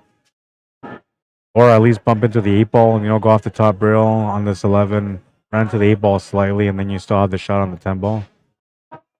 If you hit this on the right side of the 8 ball, then you're going to come out perfect with an angle to be able to run the cue ball into that 12 ball to open it up. But this table's difficult, man. It's going to take some real masterful skills to be able to accomplish the finish on this turn. A lot of positional play starting off with this shot right now. The first shot he took was natural to get onto here, so that wasn't really a lot of effort. But now the effort's come in. And I'm wondering if he actually tried to open up that 8 ball. I don't know. I think he should, though. He's not going to, but I think he should have. And he's creating himself the angle here on the 10 ball to be able to open up that 12. So perhaps that's where he's going now. That's the mentality here. He's also got the shot on the 13, which can go past this 1 ball to the corner. And that might be able to get him set up for the 9 ball. Or maybe get him running into that 10 ball. Or 14, sorry. Not sure if he's got what he wants, but we'll take a look here. Hard to tell, but it looks like the 6 or the 14 does go. And he's got the shot on the 10 ball, which if he tries to make it, I don't think he's going to break out that 12. And if he does break out the 12, he's going to miss the shot. But we'll see. Yeah, he took the shot. Not a bad choice, but like I said, the breakout wasn't there. And this didn't really help him at all. This kind of made things bad for him. The only thing he can kind of do here is try to play that 14 off the rail, off the 1, into the bottom right corner. And maybe there's enough room for the baby spin back across into the 12. But if you're doing that, you're throwing the shot a little bit, and it's not gonna come off the way you're planning it. So you can't really do anything here except for just trying to make the shot. At best, he's trying to just open up the table here for this 9 ball next.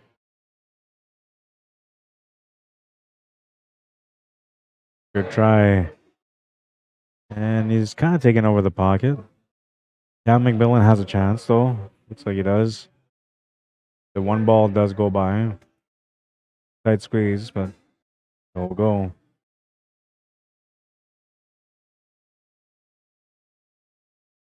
Oh, and there's the champion. Speaking of champions, how you doing, Shannon Ducharme? Welcome to the stream, bro. What's up, Rod? You going to be around tomorrow, too? I got a set of cues and almost ready to come back into the game. Brother, I will be here tomorrow, and you better come out, man. I miss you, bro. I miss you. Been a while, man. If you come out to play tomorrow, I might just play too. I've always wanted to have a showdown with you, Shannon. You know, you always kick my ass, man, but I know my time is coming. Maybe you not playing pool for 2 years might be just enough. I doubt it, man. You're a machine, bro. You're a machine. And then those of you guys that don't know who I'm talking about, last time Shannon came to play, everybody was wondering whether or not he was a robot. He was very robotic, man. Everything was just like line, aim, straight to the pocket. No rattle. It was just crazy the stuff that he could do.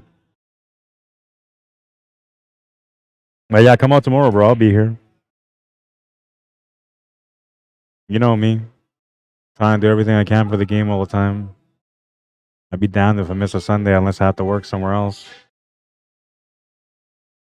Nice little bump up there. He's got the shot on the 3. Now all he's got to do is just clear the shape for the 8 ball in the top left corner. Just playing this through. You could try to draw it back too if you want to, but it's not going to help. And I'm not sure what kind of line he's got here. Can't quite tell because he's kind of standing in the line.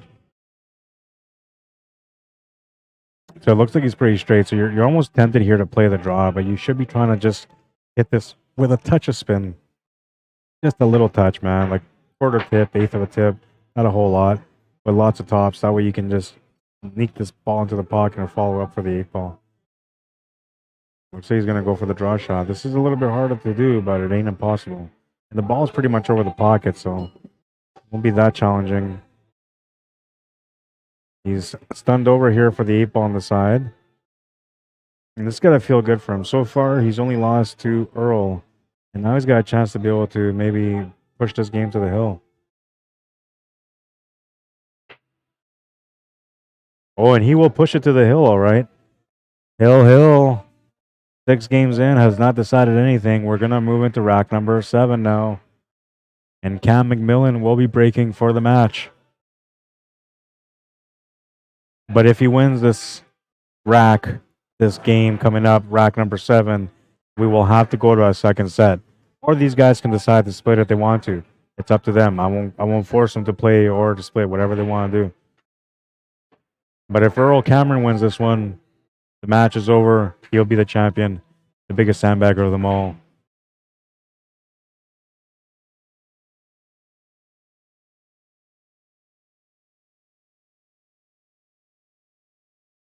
Yeah, come down tomorrow, Shannon, for sure, man.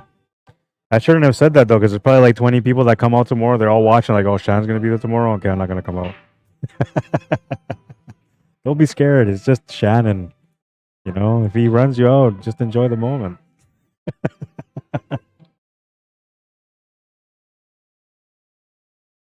Rack number 7, the final rack. I was wondering whether or not he was going to get on the board. And once he got on the board, I was wondering whether or not he was going to get to this point. He's here. I'm not wondering no more. I'm now just witnessing what he's about to do in this rack. Rack number 7, the final rack. Needs something to go in. And something did go in.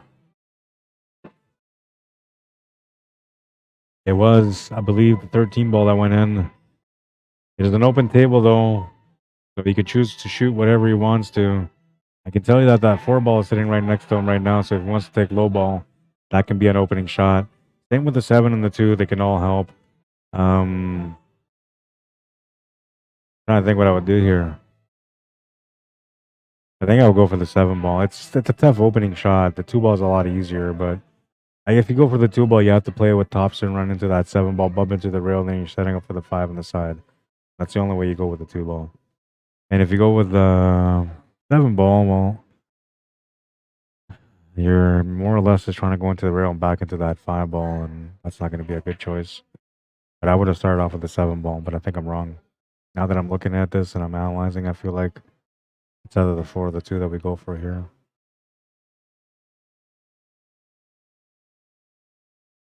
He's looking at the stripes like, you know, maybe that's the choice, and he's looking at this bank possibility, so I'm going to call the 2 ball. That is the better choice, I think, because he's going to have a natural tangent line to run into that 7 ball, which is going to slow down the cue ball. And if it goes up a little bit, he might have something on that 6. Ooh, I'm surprised he drew that back, man. That could have been a problem. He's lucky he didn't scratch. Not so lucky on the lead, though. There isn't a whole lot to work with here. And if anything, the 4 solids at the top of the table are now a problem for him. Which means that he's going to have to make every effort to try to open up that top of the table. Maybe send the 8 ball in there. That's what he was trying to do. And he had opened it up a little bit, but missed the shot. And Errol Cameron will have a chance to close out now.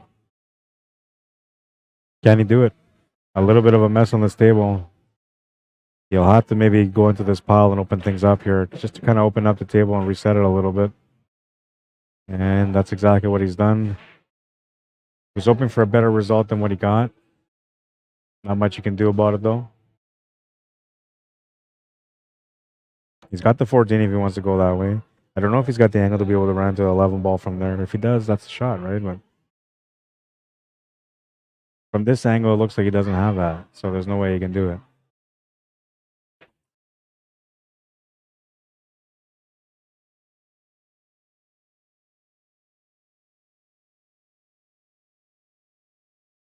He does maybe have the angle here to be able to draw back into the 11 ball off the 10 ball.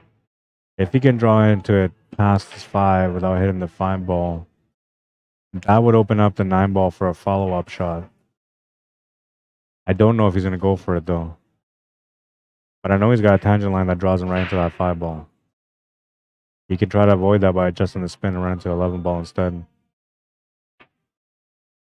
Oh, and he's going to miss the shot trying to get that ball open. And luckily for him, he didn't leave the table sold out. He's actually tied up that 5 and 1 next to that 11 ball. So he's maybe earned himself another opportunity. We'll see. Cam McMillan will have to figure this one out. He's got a chance to be able to close out the match. He still doesn't know what's up. He's trying to figure it out. And he's going to have to start off with that 6 ball. It's the only way to kind of start this one. You want to use that 6 to break into that 5 and 1. Then you got the 3 balls and escape shot. And I don't know if he got that 7 ball at all, but if you do, that's also another option. It looks to me from this angle like he does have it. I can tell that there's a separation between the 7 and the 8. About maybe an eighth of a tip. So it may go. A 8 would be another good option here too. He's going to go for the breakout. That's the shot you're supposed to go for. And, well, I don't think it's bad. I don't know if you can say he got rewarded, but it's not bad. He's got an option here. If that 7 ball goes, that's the option he's taking next. If not, he's got options here for the 3, the 1, or the 4. And I'd rather take the 4 with a draw to the right side rail so I can make the 5 in the same pocket. At all the options here, unless you got the 7 ball. If you got the 7 ball, you can maybe change, but the 4 and the 5 are the problem balls, so good for him to address that area right now. And smart, you know, because I would have drawn that to leave the 5 in the same corner, but he actually drew around it. He figured he's not going to try to hold shape. Instead, he's going to play through it. Will it be the right call, though? Considering that he doesn't have a lot of options here to shoot at, except for the 5 to the side, this actually didn't work out for him. And if he makes that shot to the side, there's no guarantees he can get a shape on the 1. So we're looking at Plan B, which to me, Plan B would be a safety. But what is a safety? The only thing that you have to kind of tie him up on is that 3 ball. Or that 8 and 7 if you try to hit that 3 ball instead, which I don't think he can. I think he can only hit the 7 ball.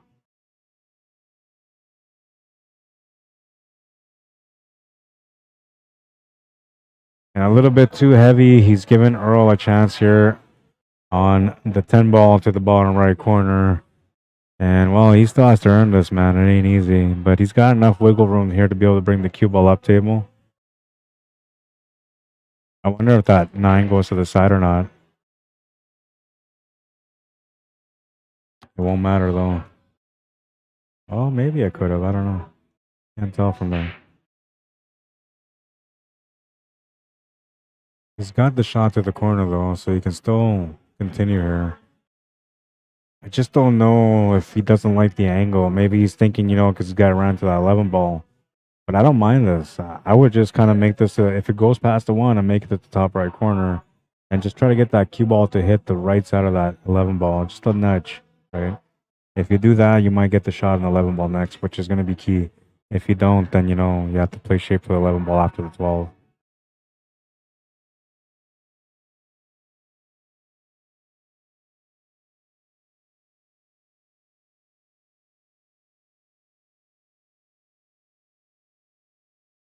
Oh, and he graced the one. He didn't want to grace that ball, man.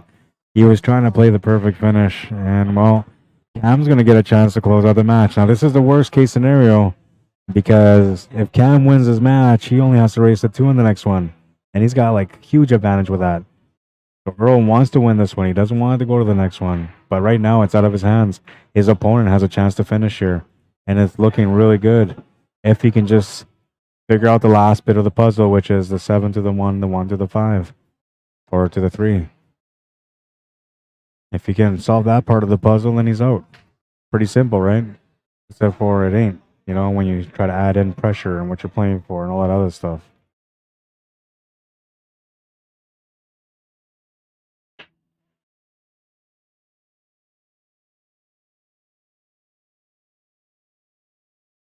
Russ McKay, how you doing? And Julian Russell, welcome to the stream.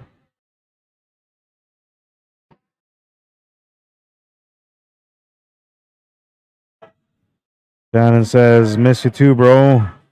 I'll try and make it, recovering from a rib and torn muscle and stomach. It's been a month already and still in pain, but I can't have these cues and let them collect dust.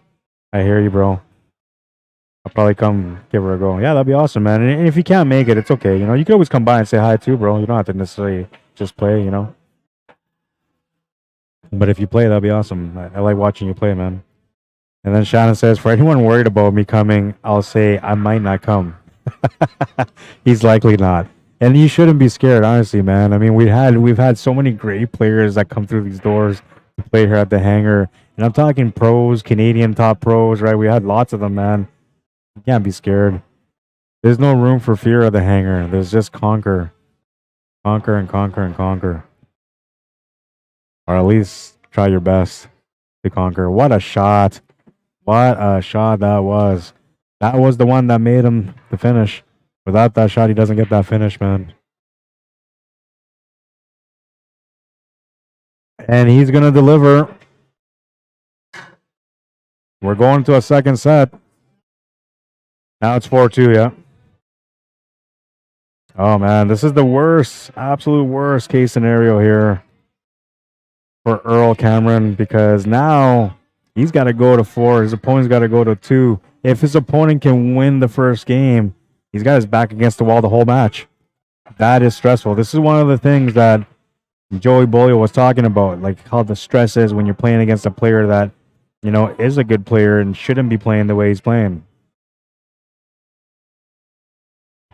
You guys are playing the second set? It's, All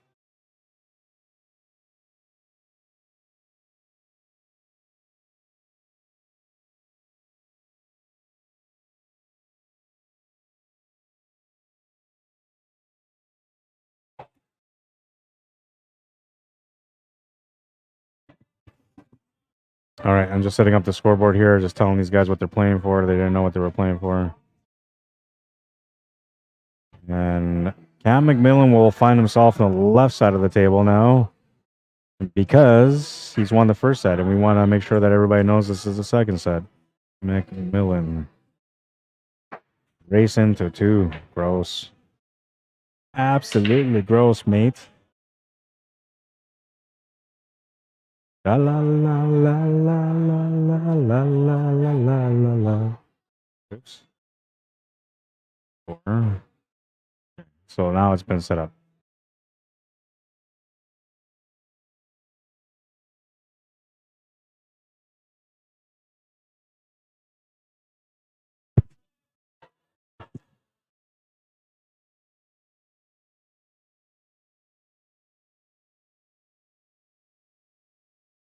Well, and now that these guys, you know, are playing a second set, I guess I'm just going to keep eating my food. I don't know, man. I wasn't signing up for another set. You guys were supposed to finish in the first one. What happened to you guys? Seriously. You got to give me some time to eat, man.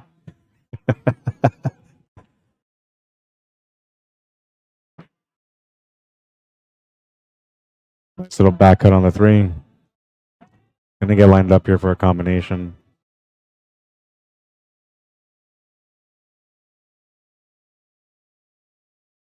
Yeah, but don't worry about Shannon coming out, man. He hasn't played in forever. Forever. And Shannon says, have a good night, everyone. Much love and God bless. And he says, we will play again soon, Rod. Always a pleasure. Thank you for your commitment to putting Canadian billiards on the map. Appreciate all your hard work, and will support and help you however I can. I know you will, bro. And I know that you support me, man. I appreciate it. I really do. And I feel like, you know, together you and I can do a lot. The future is coming, bro. I've been talking to you about the future for years, man. The future is coming. And by the way, Shannon, I started the junior program again. So if you want to get involved with maybe training the juniors too, you can always help out with that. If you want to get your son to come out and play too, you can do so. Next week will be the 14 and under. The week after that is going to be the 15 to 22.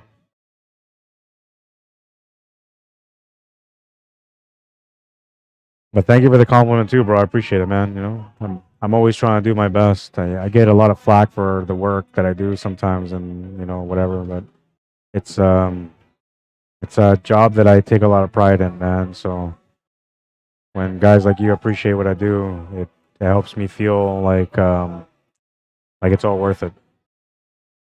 All the ups and all the downs, and there's some downs for sure.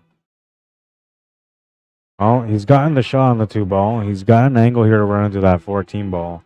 Will it help him to get the finish, though? Can he avoid maybe this 14 ball and run into that 9 ball? That would be ideal, but I don't think he can. He's going to have to run into that 8 ball or the 14 here.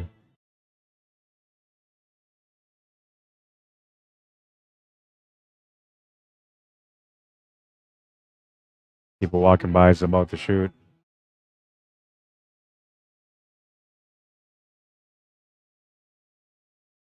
That was a nice shot by Errol. Nice little push up there on the 8 ball. It was the only way to get the finish. And he's going to miss it. Oh, no. Oh, no, man. Oh, no. I've done that a couple of times today. It doesn't feel good, man. I tell you. He's going to try to do his best to shake it off, but it ain't going to feel good, man. That's a stinger. And the worst part about it all is that now he's giving Cam McMillan a chance to get a huge edge on him. All Cam has to do is just win this first game. And he's on the hill for the rest of the match. All the pressure on Earl. And perhaps there was a little bit of a brain fart there. Maybe Earl thought to himself, you know, okay, I'm going to win this game. And then he went and missed. You know, and sometimes it's the little things like that that cause you a miss. And Cam's, you know, feeling comfortable, man. After winning that last game like he did, he's got a little bit of comfort here. Definitely a little bit of confidence, too. Will it be enough to carry him through on this rack to get the first game in? A little bit of situation still. That's the 9 and the 11 ball. And he lost the cue ball. Oh, no. Lost the cue ball, and that means that Earl will survive that little bit of a scare there. That could have been really bad for him, man. He's lucky. He's so lucky.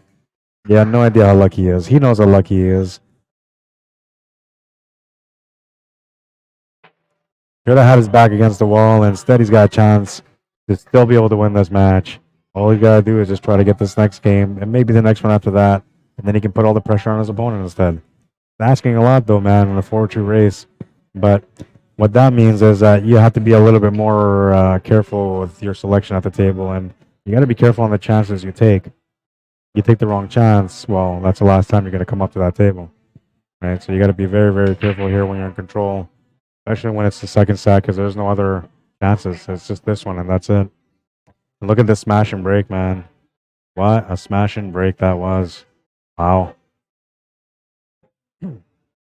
Just nailed this one, man. And I mean, that 7 ball is the only ball that went in, but look at the spread. Wow. The spread is written for a run out. But there's a bit of an issue still, and that's going to be the 14 ball, which is sitting just below that 3 and the 1 at the top of the screen. And the 8 ball, too. I'm not sure if it goes to the corner past that 2 ball. If it does, you know, then he's still okay. But I don't know. I think he played that one a little bit carelessly, and I don't know if he's got follow up yet. If anything, it's only going to be 11 ball. And he's going to have to play this through with some spin. That's the only way he can really afford to make this shot.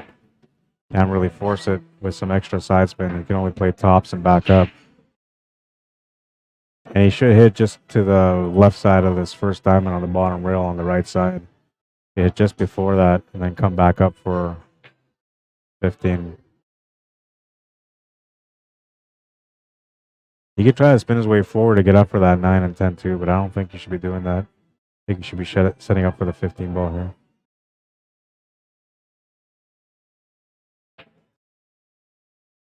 He's going to force it to come across for that 10 and 9.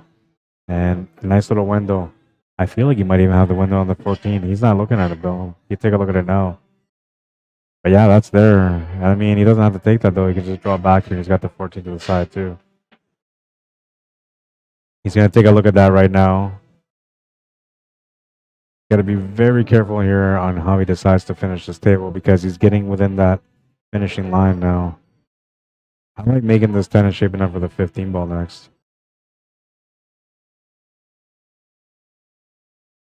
Well, he's ran into the 1 ball, so I don't think that was part of the plan, or maybe it was. I don't know. He's got a shot to the side. He might lean onto the 6 ball for shape on the 15. That's exactly what he's going to do. Just a little bump here. And now, well, if that 8 ball goes, which I'm assuming it does go, he's going to have to try to be careful here on the spins. You have 2 choices here. You either run into that 3 ball for the perfect finish, or you avoid that 3 ball altogether, bounce off the right rail, bounce off the left rail, come back to the middle and get the finish. Unless that 8 ball doesn't go to the top right corner. If that's the case, then I guess you're trying to spin into the 8 ball here.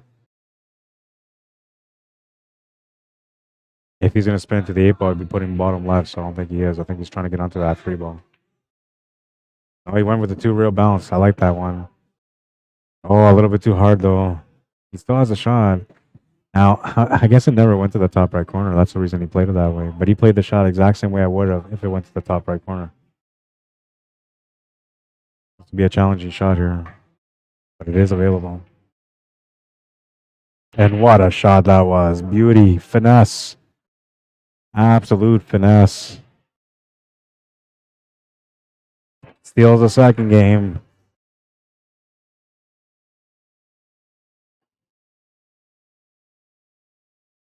Talk about beautiful finesse on that one, man. Beautiful shot. Hang on. I was just in the middle of operating. Why, you leaving? Yeah. Nice seeing you, man. We just came by. I'm glad you guys did, honestly. Just seeing you in the outfit, man, made my day. I appreciate it. Work up the say hello to Mario. Everybody kind of forgot about Halloween this weekend, Yeah. man. That's awesome, man. Thank you. Appreciate it. We got me on there a bit. Well, I will now. I'm gonna do it again because well, I tried last time, but your head, all I caught was the head. That's it. And then I had to put you there, but this time I'll back up. Okay. So let him shoot first. Once he's done shooting, then just go up there and just wave to the camera real quick. Just stand right there at the corner because I got it there for you. Huh? After what? Well, once he's not standing in that corner. After he breaks? No. After he makes the shot and the cue ball goes up, you can go up there real quick and just... But just don't interfere with him, right? No. Yeah.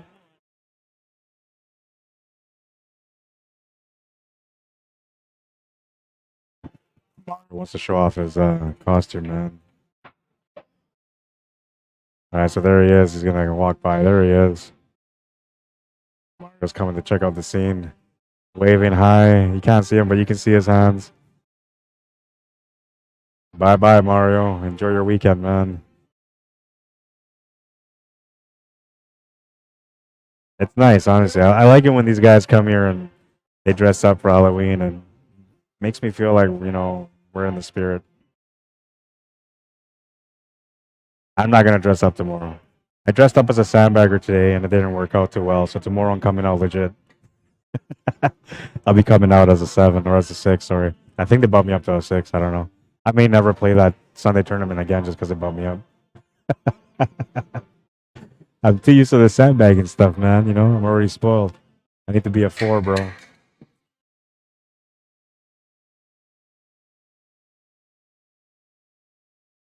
Come on, Earl. The Pearl says try and engage. Terry Capozzo, how you doing? Welcome to the stream. Trying to get on the scoreboard here. Just needs to win one game to put all the pressure on his opponent. But so far, his opponent's been doing everything in his power to stop him. It's time for him to take that power away and create his own destiny. Can he do it? The table's available. You have to be careful on the choices you make now, though, because you're starting to run out of playroom. You're going to get stuck with shots soon if you don't come up with a good plan here.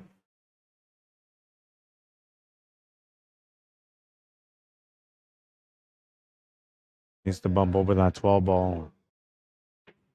And he's done that. 9 ball needs to be clear, and that goal is clear. It goes to one pocket anyway, so he's got an option now for the 8 ball. He's got to figure out how to get straight on this 12 to make it to the bottom left corner so he can follow it up for the 11 ball on the side. If he can do that, the game is over on this rack. But he needs to recognize that, and I'm not sure if he did. He does recognize that he's got no option but to go to the top left corner. Now he's looking at his options to see what he can do from there.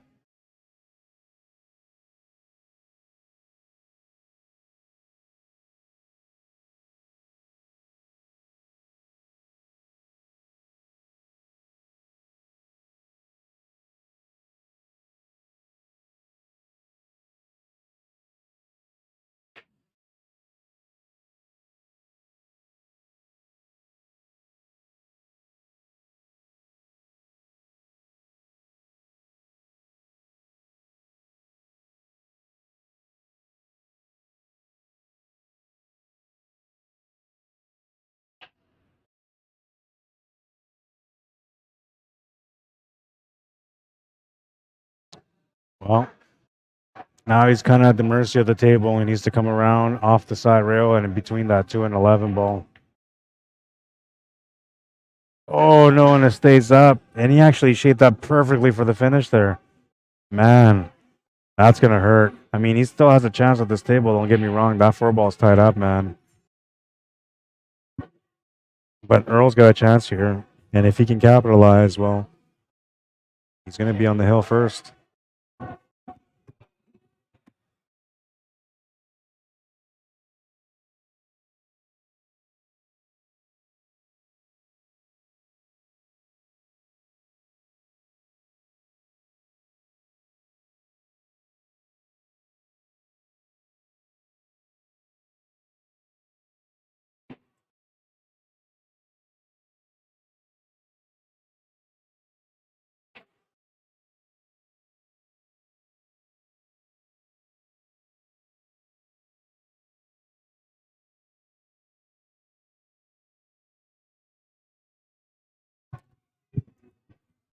That was smart to play the safe there. That's all you can really do.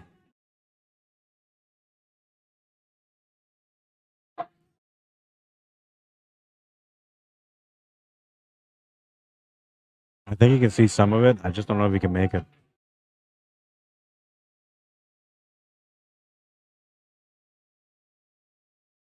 Oh, wow. What a shot. What a shot. I didn't think you could make it. I didn't think you could see it. Not enough to make it anyway. And well, we got another big challenge here on this one. A back cut, a huge back cut on this 8 ball. You can see how bad this back cut is from here.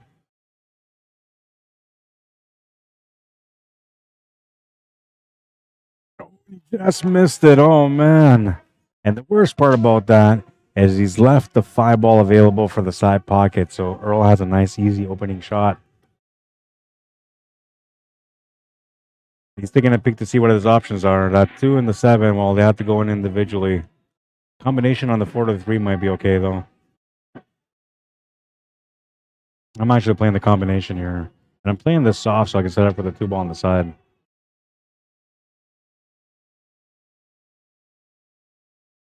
He's got to be careful because if he tries to leave this 4 ball there over the pocket, it might go in.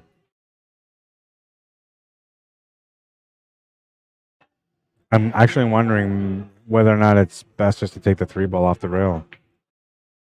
instead of playing the combination, because that 3 ball is pretty deep. And if you get the wrong bounce on that 4 ball, you may have a difficult time trying to have a follow-up shot. Well, that worked out okay. That worked out all right. I'll put my dramatics away for this one. I'll have to work it out, though. And it's a little bit tougher now because he's got to get shape for the 2 ball. I wonder if you set it for the side here, if you try to take the cue ball up table now. He drew it back for the corner. That's a great shot, man. He's off angle, though, so he's not happy about it. The only way to kind of make up for this is by spinning your way into that 8 ball. You're hitting this flush with like a 10 o'clock, between 10 and 11 almost.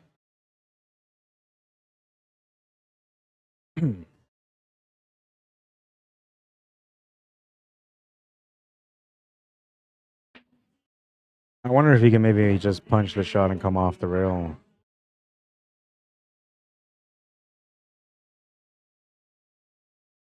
Tough for him to think of a safety here too, because if he gives out the table, he's gonna put his opponent on the hill a little too soon. So he's trying to capitalize here, but the safety is very difficult, man. You have a small window for it. It is possible to come up with a safety here, but it's a little bit harder. Making the shot to the 2 ball, or making the shot on the 2 ball, is what is going to make him more or less commit to trying to finish this table. But if he's not convinced by that 2 ball, then he might just play safe.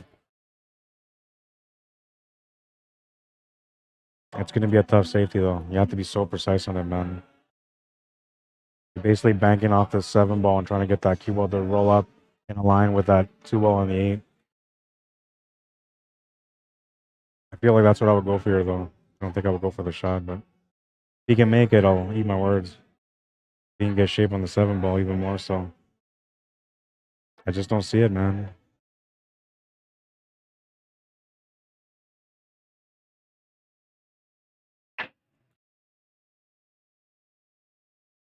Trying to work it out.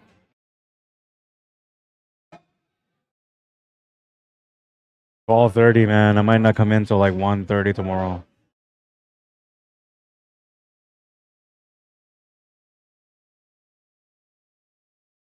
I want to come in earlier, man, but it's a long day.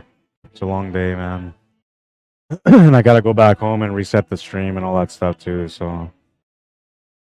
Let's see, it's 12:30. Let's say these guys finish by 1. I'll be out of here by 2:30.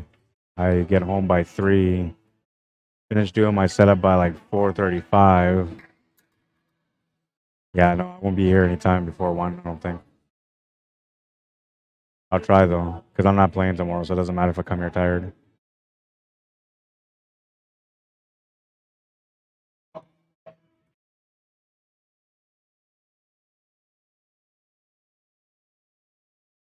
Looks like he's committing for making the shot here.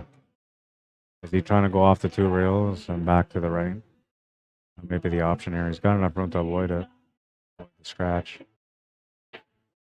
He's doing it. He's doing it. That was a nice shot. It wasn't extreme, but you know, it was nice because he had to kind of come up with a shot like that if he wanted to get the finish.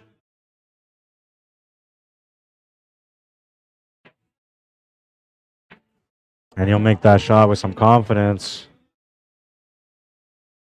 Got just the 8 ball left on this one. His opponent says that's good. So Errol is on the hill and he's breaking for the match. He's managed to get on the hill first, putting all the pressure on his opponent now.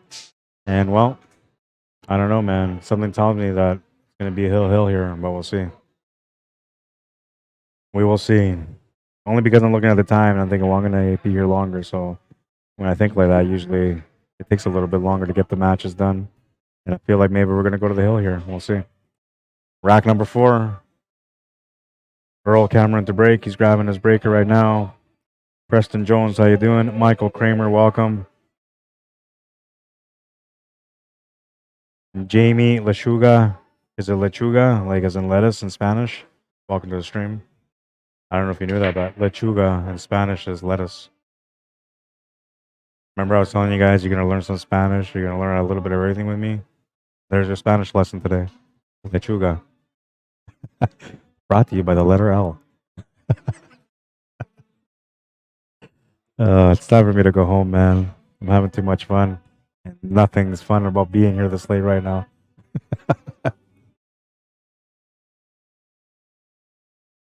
Yeah, I don't know. The signs tell me, man. Because you won that first set, I just feel like it's going to go to the hill.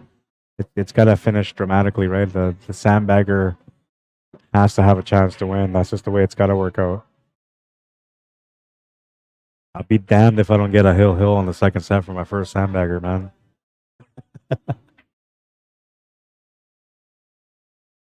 That ain't gonna be easy though. But the table's available. 11 balls available here right now. So is the 15. I think with the 11 ball, you can run into the 8 ball, maybe try to open things up for that 13 ball. I don't know if he's gonna go for it, but that is a possibility. 15 ball will be the escape shot, if anything. Gonna make the shot. And he didn't try to get into that and break it out. I'm surprised by that. All he did was just push the 8 ball up in the mess a little bit more. And that might be something he's gonna regret. I mean, there's still a chance for him to be able to get the finish, though. If he can get a shot on that 10 ball, anyone on the left side of the table just past this 13 ball, he can run back into that pile and open it up. But that's a very, very specific scenario. So I'm not sure that's going to really happen. Very, very specific. The other option here would be just to go for a jump on that 10 ball, which it's not really going to help him a whole lot.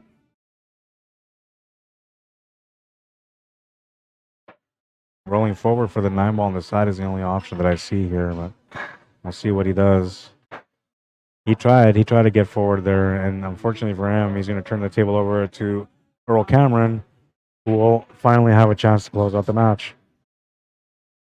He had a chance when he broke, but he came up dry. Now he's got an actual chance.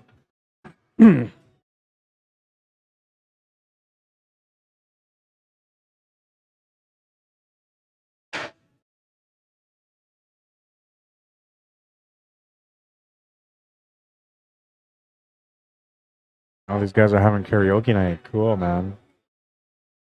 They're having a birthday party next to us here in the restaurant area, and they got karaoke out and stuff, and they're jamming out, man. I think they're jamming out to East Indian music, so that's going to be a problem for me because I want to sing. But if they'll play something in English, I'll sing. I'll go into that restaurant and go bust a rhyme. Sorry, you guys ain't going to be able to watch my talent show, but if it's really good, people will tell you about it next week.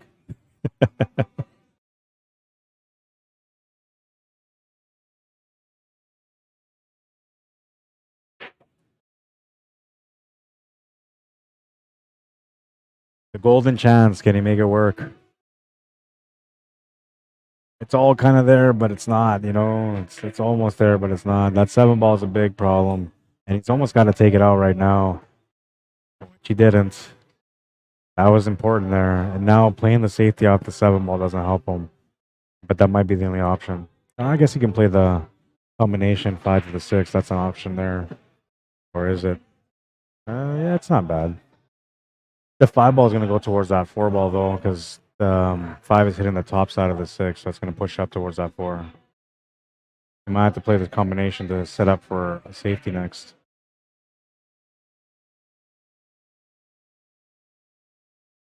Interesting the way that worked out. It's always so hard to close the match, you know, when you get on the hill first, and it seems like you're waiting there forever to get the finish, you know, and then as your opponent starts picking off wins, you know, it starts making you feel like, well, you're not going to come back in the match, and then all this mental stuff happens on the table, man. It's so annoying. But it's the same reason why I love this game. Honestly. It's like an abusive relationship. It's always playing head games with you, you know. It's never letting you feel like you're in control, but it's always making you feel like you have an option, you know. If you want to learn how to survive a marriage, man, all you got to learn how to do is become a good pool player. And you'll be able to handle marriage too.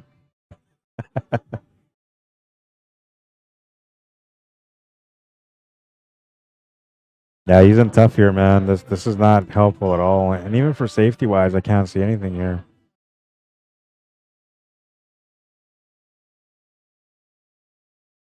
That's probably a decent option. I mean, I think he's left him a cut on the side. Yeah, he's left him a cut to the side. Angeline's going towards the right side of this 3 from this angle. I'm not sure you go for it though. But if you don't go for it, what else do you do? I'm trying to look at this, see if there's any options for a safety here, but I don't really see a whole lot of options here unless you try to get off the top rail into that 7 ball, freeze up. That's tough to do from here. If you're gonna do that, you might as well just break that. Oh, look at that! I'll eat my words. He had a combination. He deserved a better reward, though. That's for sure. Didn't get it. Take a look at that combination again.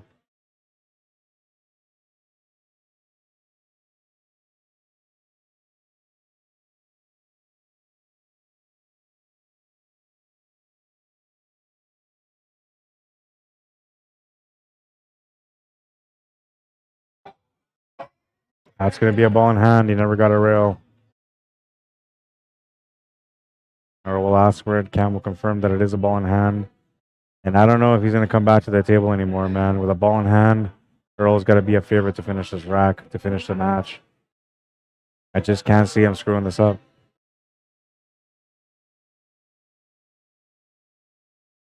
His only real issue, sort of, here, I guess, is that 4 ball, but it's not really an issue, man. You make that 5 to the side, you got the 4 to the corner, and everything's done there. What he should be maybe trying to do is get that 3 ball out of the way, and then the 5, and then the 4. I like that better. Ball in hand will allow him to make this 3 to the side or to the corner, and that will help him control the position on that cue ball to be able to get a follow-up on this 5 to be able to set up for the 4. If the 4 ball is in that tight, then yeah, I guess you might as well go in and deal with it now. Which you can, because if it goes to the corner, you can just follow this through with some top lefts, make the shot to the corner. The cue ball will run into that 15 ball, which will open up the 5 ball a little bit more, and it's also going to give you an escape shot on the 7 ball. I feel like this is one of those racks where you don't really have to move anything, but maybe, you know, it's one specific thing that you have to deal with. We'll see. Looks like he's talking himself into doing a combination.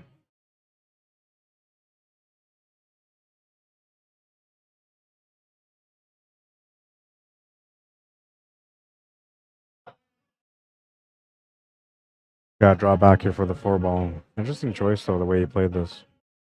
Oh, the double kiss, man. The double kiss. It saved him. But this position did not save him. He's got to make this 4 ball now, and now he's got to draw back. I don't think he can go forward here anymore. Unless he plays a combination next, which he doesn't really want to do. He's got to draw back. Yeah. And now this is where the work comes in, right? He's got to make this 5 ball, which is no problem. He's got to take a look to see how that 3 ball fits into this plan. If he can just roll this up from the top rail back to the left rail, then he's got the 3 ball, as long as it goes past the 8, which I think it does. And he just wants a little bit of an angle, forward or off the top rail, it doesn't matter. He just wants a little bit of an angle, just so he can make it easier for himself on the 8 ball. And yeah, he's going to win this match 4-0. Cam's going to say that's good. 4-0. Good for you, Errol. Good for you, man. I got to go over there and take a picture of these guys. We're going to do that real quick, and then I got to pay these guys. Before anything, I'm going to finish the stream. Then I'm going to take a picture of you guys, and then I'm going to pay you guys. Okay? But I just want to make sure I get a picture of you guys. Okay? But I'm going to shut down the stream right now. All right, so I'm going to shut down the stream. I hope you guys enjoyed it, man. Honestly, it's been a blast. Let's go to the last highlight. Interesting choice here. Interesting choice. Did it cost him? I don't know. Maybe it did, maybe it didn't. I don't know. 4-0 is the final score, and Errol Cameron's going to be our biggest sandbagger. He's going to be the sandbagger of the sandbaggers, winning SandbaggerFest 2022. Oh man, that was fun. I really had fun in this tournament. And I mean, I played against some tough people, man, but I had fun the whole day. I almost wish I didn't have to stream because I would have maybe done a lot better than, because I streamed. The next one coming up for you guys, if you guys are looking for another event, is going to be the Andrew Thomas Memorial 8-ball tournament. Hang on a second. What am I doing? Yeah, this one. Sorry, just trying to do something. There we go. So the Andrew Thomas 8-ball Memorial is going to be on November 12th, Saturday. All right. $30 entry, 12:30 p.m. start, 32-player limit, double elimination, race to 5 both sides, alternate breaks, played on 3.5 by diamond tables, and there's money added to the tournament, and there's also going to be big table 4-ball shootouts. So on the 2 9-footers, we're going to be having some 4-ball shootout going out throughout the day as well as a tournament. If you guys want to come down and join us for that one, Saturday, November 12th, you don't want to miss it. It has not been posted up officially yet on Facebook on any of the pages. So this is my soft post. My hard post will come by tomorrow or Monday, and I'll have all the details on there. But if you guys want to come down and check it out, it should be a good time, and it's for a good cause. It's for our great friend Andrew Thomas, rest in peace, who was a difference maker in the community, who did everything he could to make things better for everyone around him. And overall, he was just a better human being than most people I've ever met. And, I feel bad that we haven't had a chance to be able to do a memorial so far because he passed away a few years ago. But COVID came in, and other people were telling me, well, we're going to do this, we're going to do that. Everybody was saying we're going to do something for him. And I kept waiting for people to do something for him. Well, they never did. And so I'm honoring my friend this year for having the memorial. If you guys will come out and support that, I appreciate it. This one means a lot to me. It's not about winning. It's not about losing. It's about honoring the memory of a great friend who really did a lot for the pool world here in Manitoba and in Canada and Winnipeg. Well, Canada, I went too far, but Winnipeg and Manitoba for sure. Come out for that one. And I'll do a quick commercial here.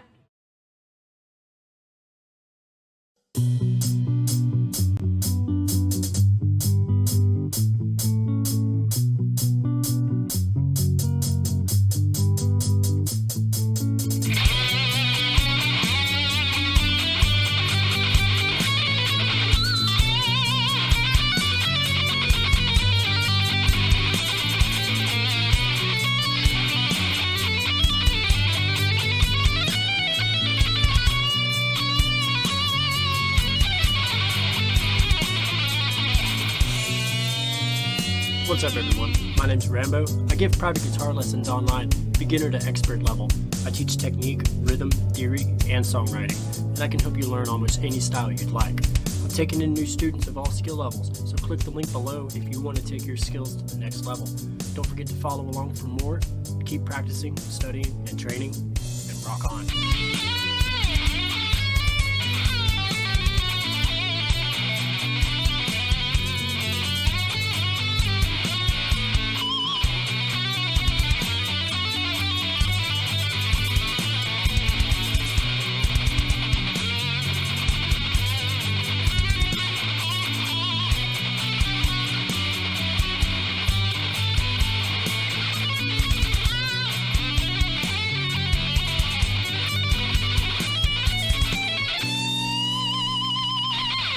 If you guys want to learn how to play like Rambo Miller, the only way you can learn how to play like Rambo Miller is by actually calling or messaging Rambo Miller himself.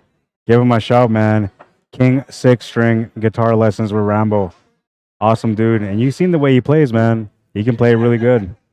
Make sure you guys give him a shot if you're looking for some guitar lessons. Online too, guys, so you don't have to be there. He can be there through a webcam, which makes it really amazing. And, well, let's not forget about next Saturday, the Tournament of Champions week number 2. I know I got to update that there because it says 10/22. It's going to be on November 5th, Saturday. And it's going to be a great time, man. It's going to be a great time. Make sure you guys come down and be ready because, champions are wanted. We're waiting for you. We're waiting for you. You better bring your A game, bro. We're waiting for you. I don't know if you heard that or not. Next week for the 14 and under and the junior program, if you guys want to come check it out, it's going to be held at the Blue Room, all right? And the reason why is because I have to go stream over there for the Tournament of Champions. So next week, I'm making a post on Facebook for everybody to know that's going to be at the Blue Room, 14 and under. It will be next Saturday. And I'm going to be switching that over to Sundays, Or maybe I'll do it on Sunday already because I don't want to cross over with Dave Leather, who's doing a program for the juniors as well. It was never my intent to cross over with him. So I'm trying to find a way where we can kind of all be happy and all train the juniors and try to make a difference for the future. That's going to be it for now. And I got to do a couple of quick commercials. Very unprofessional, right?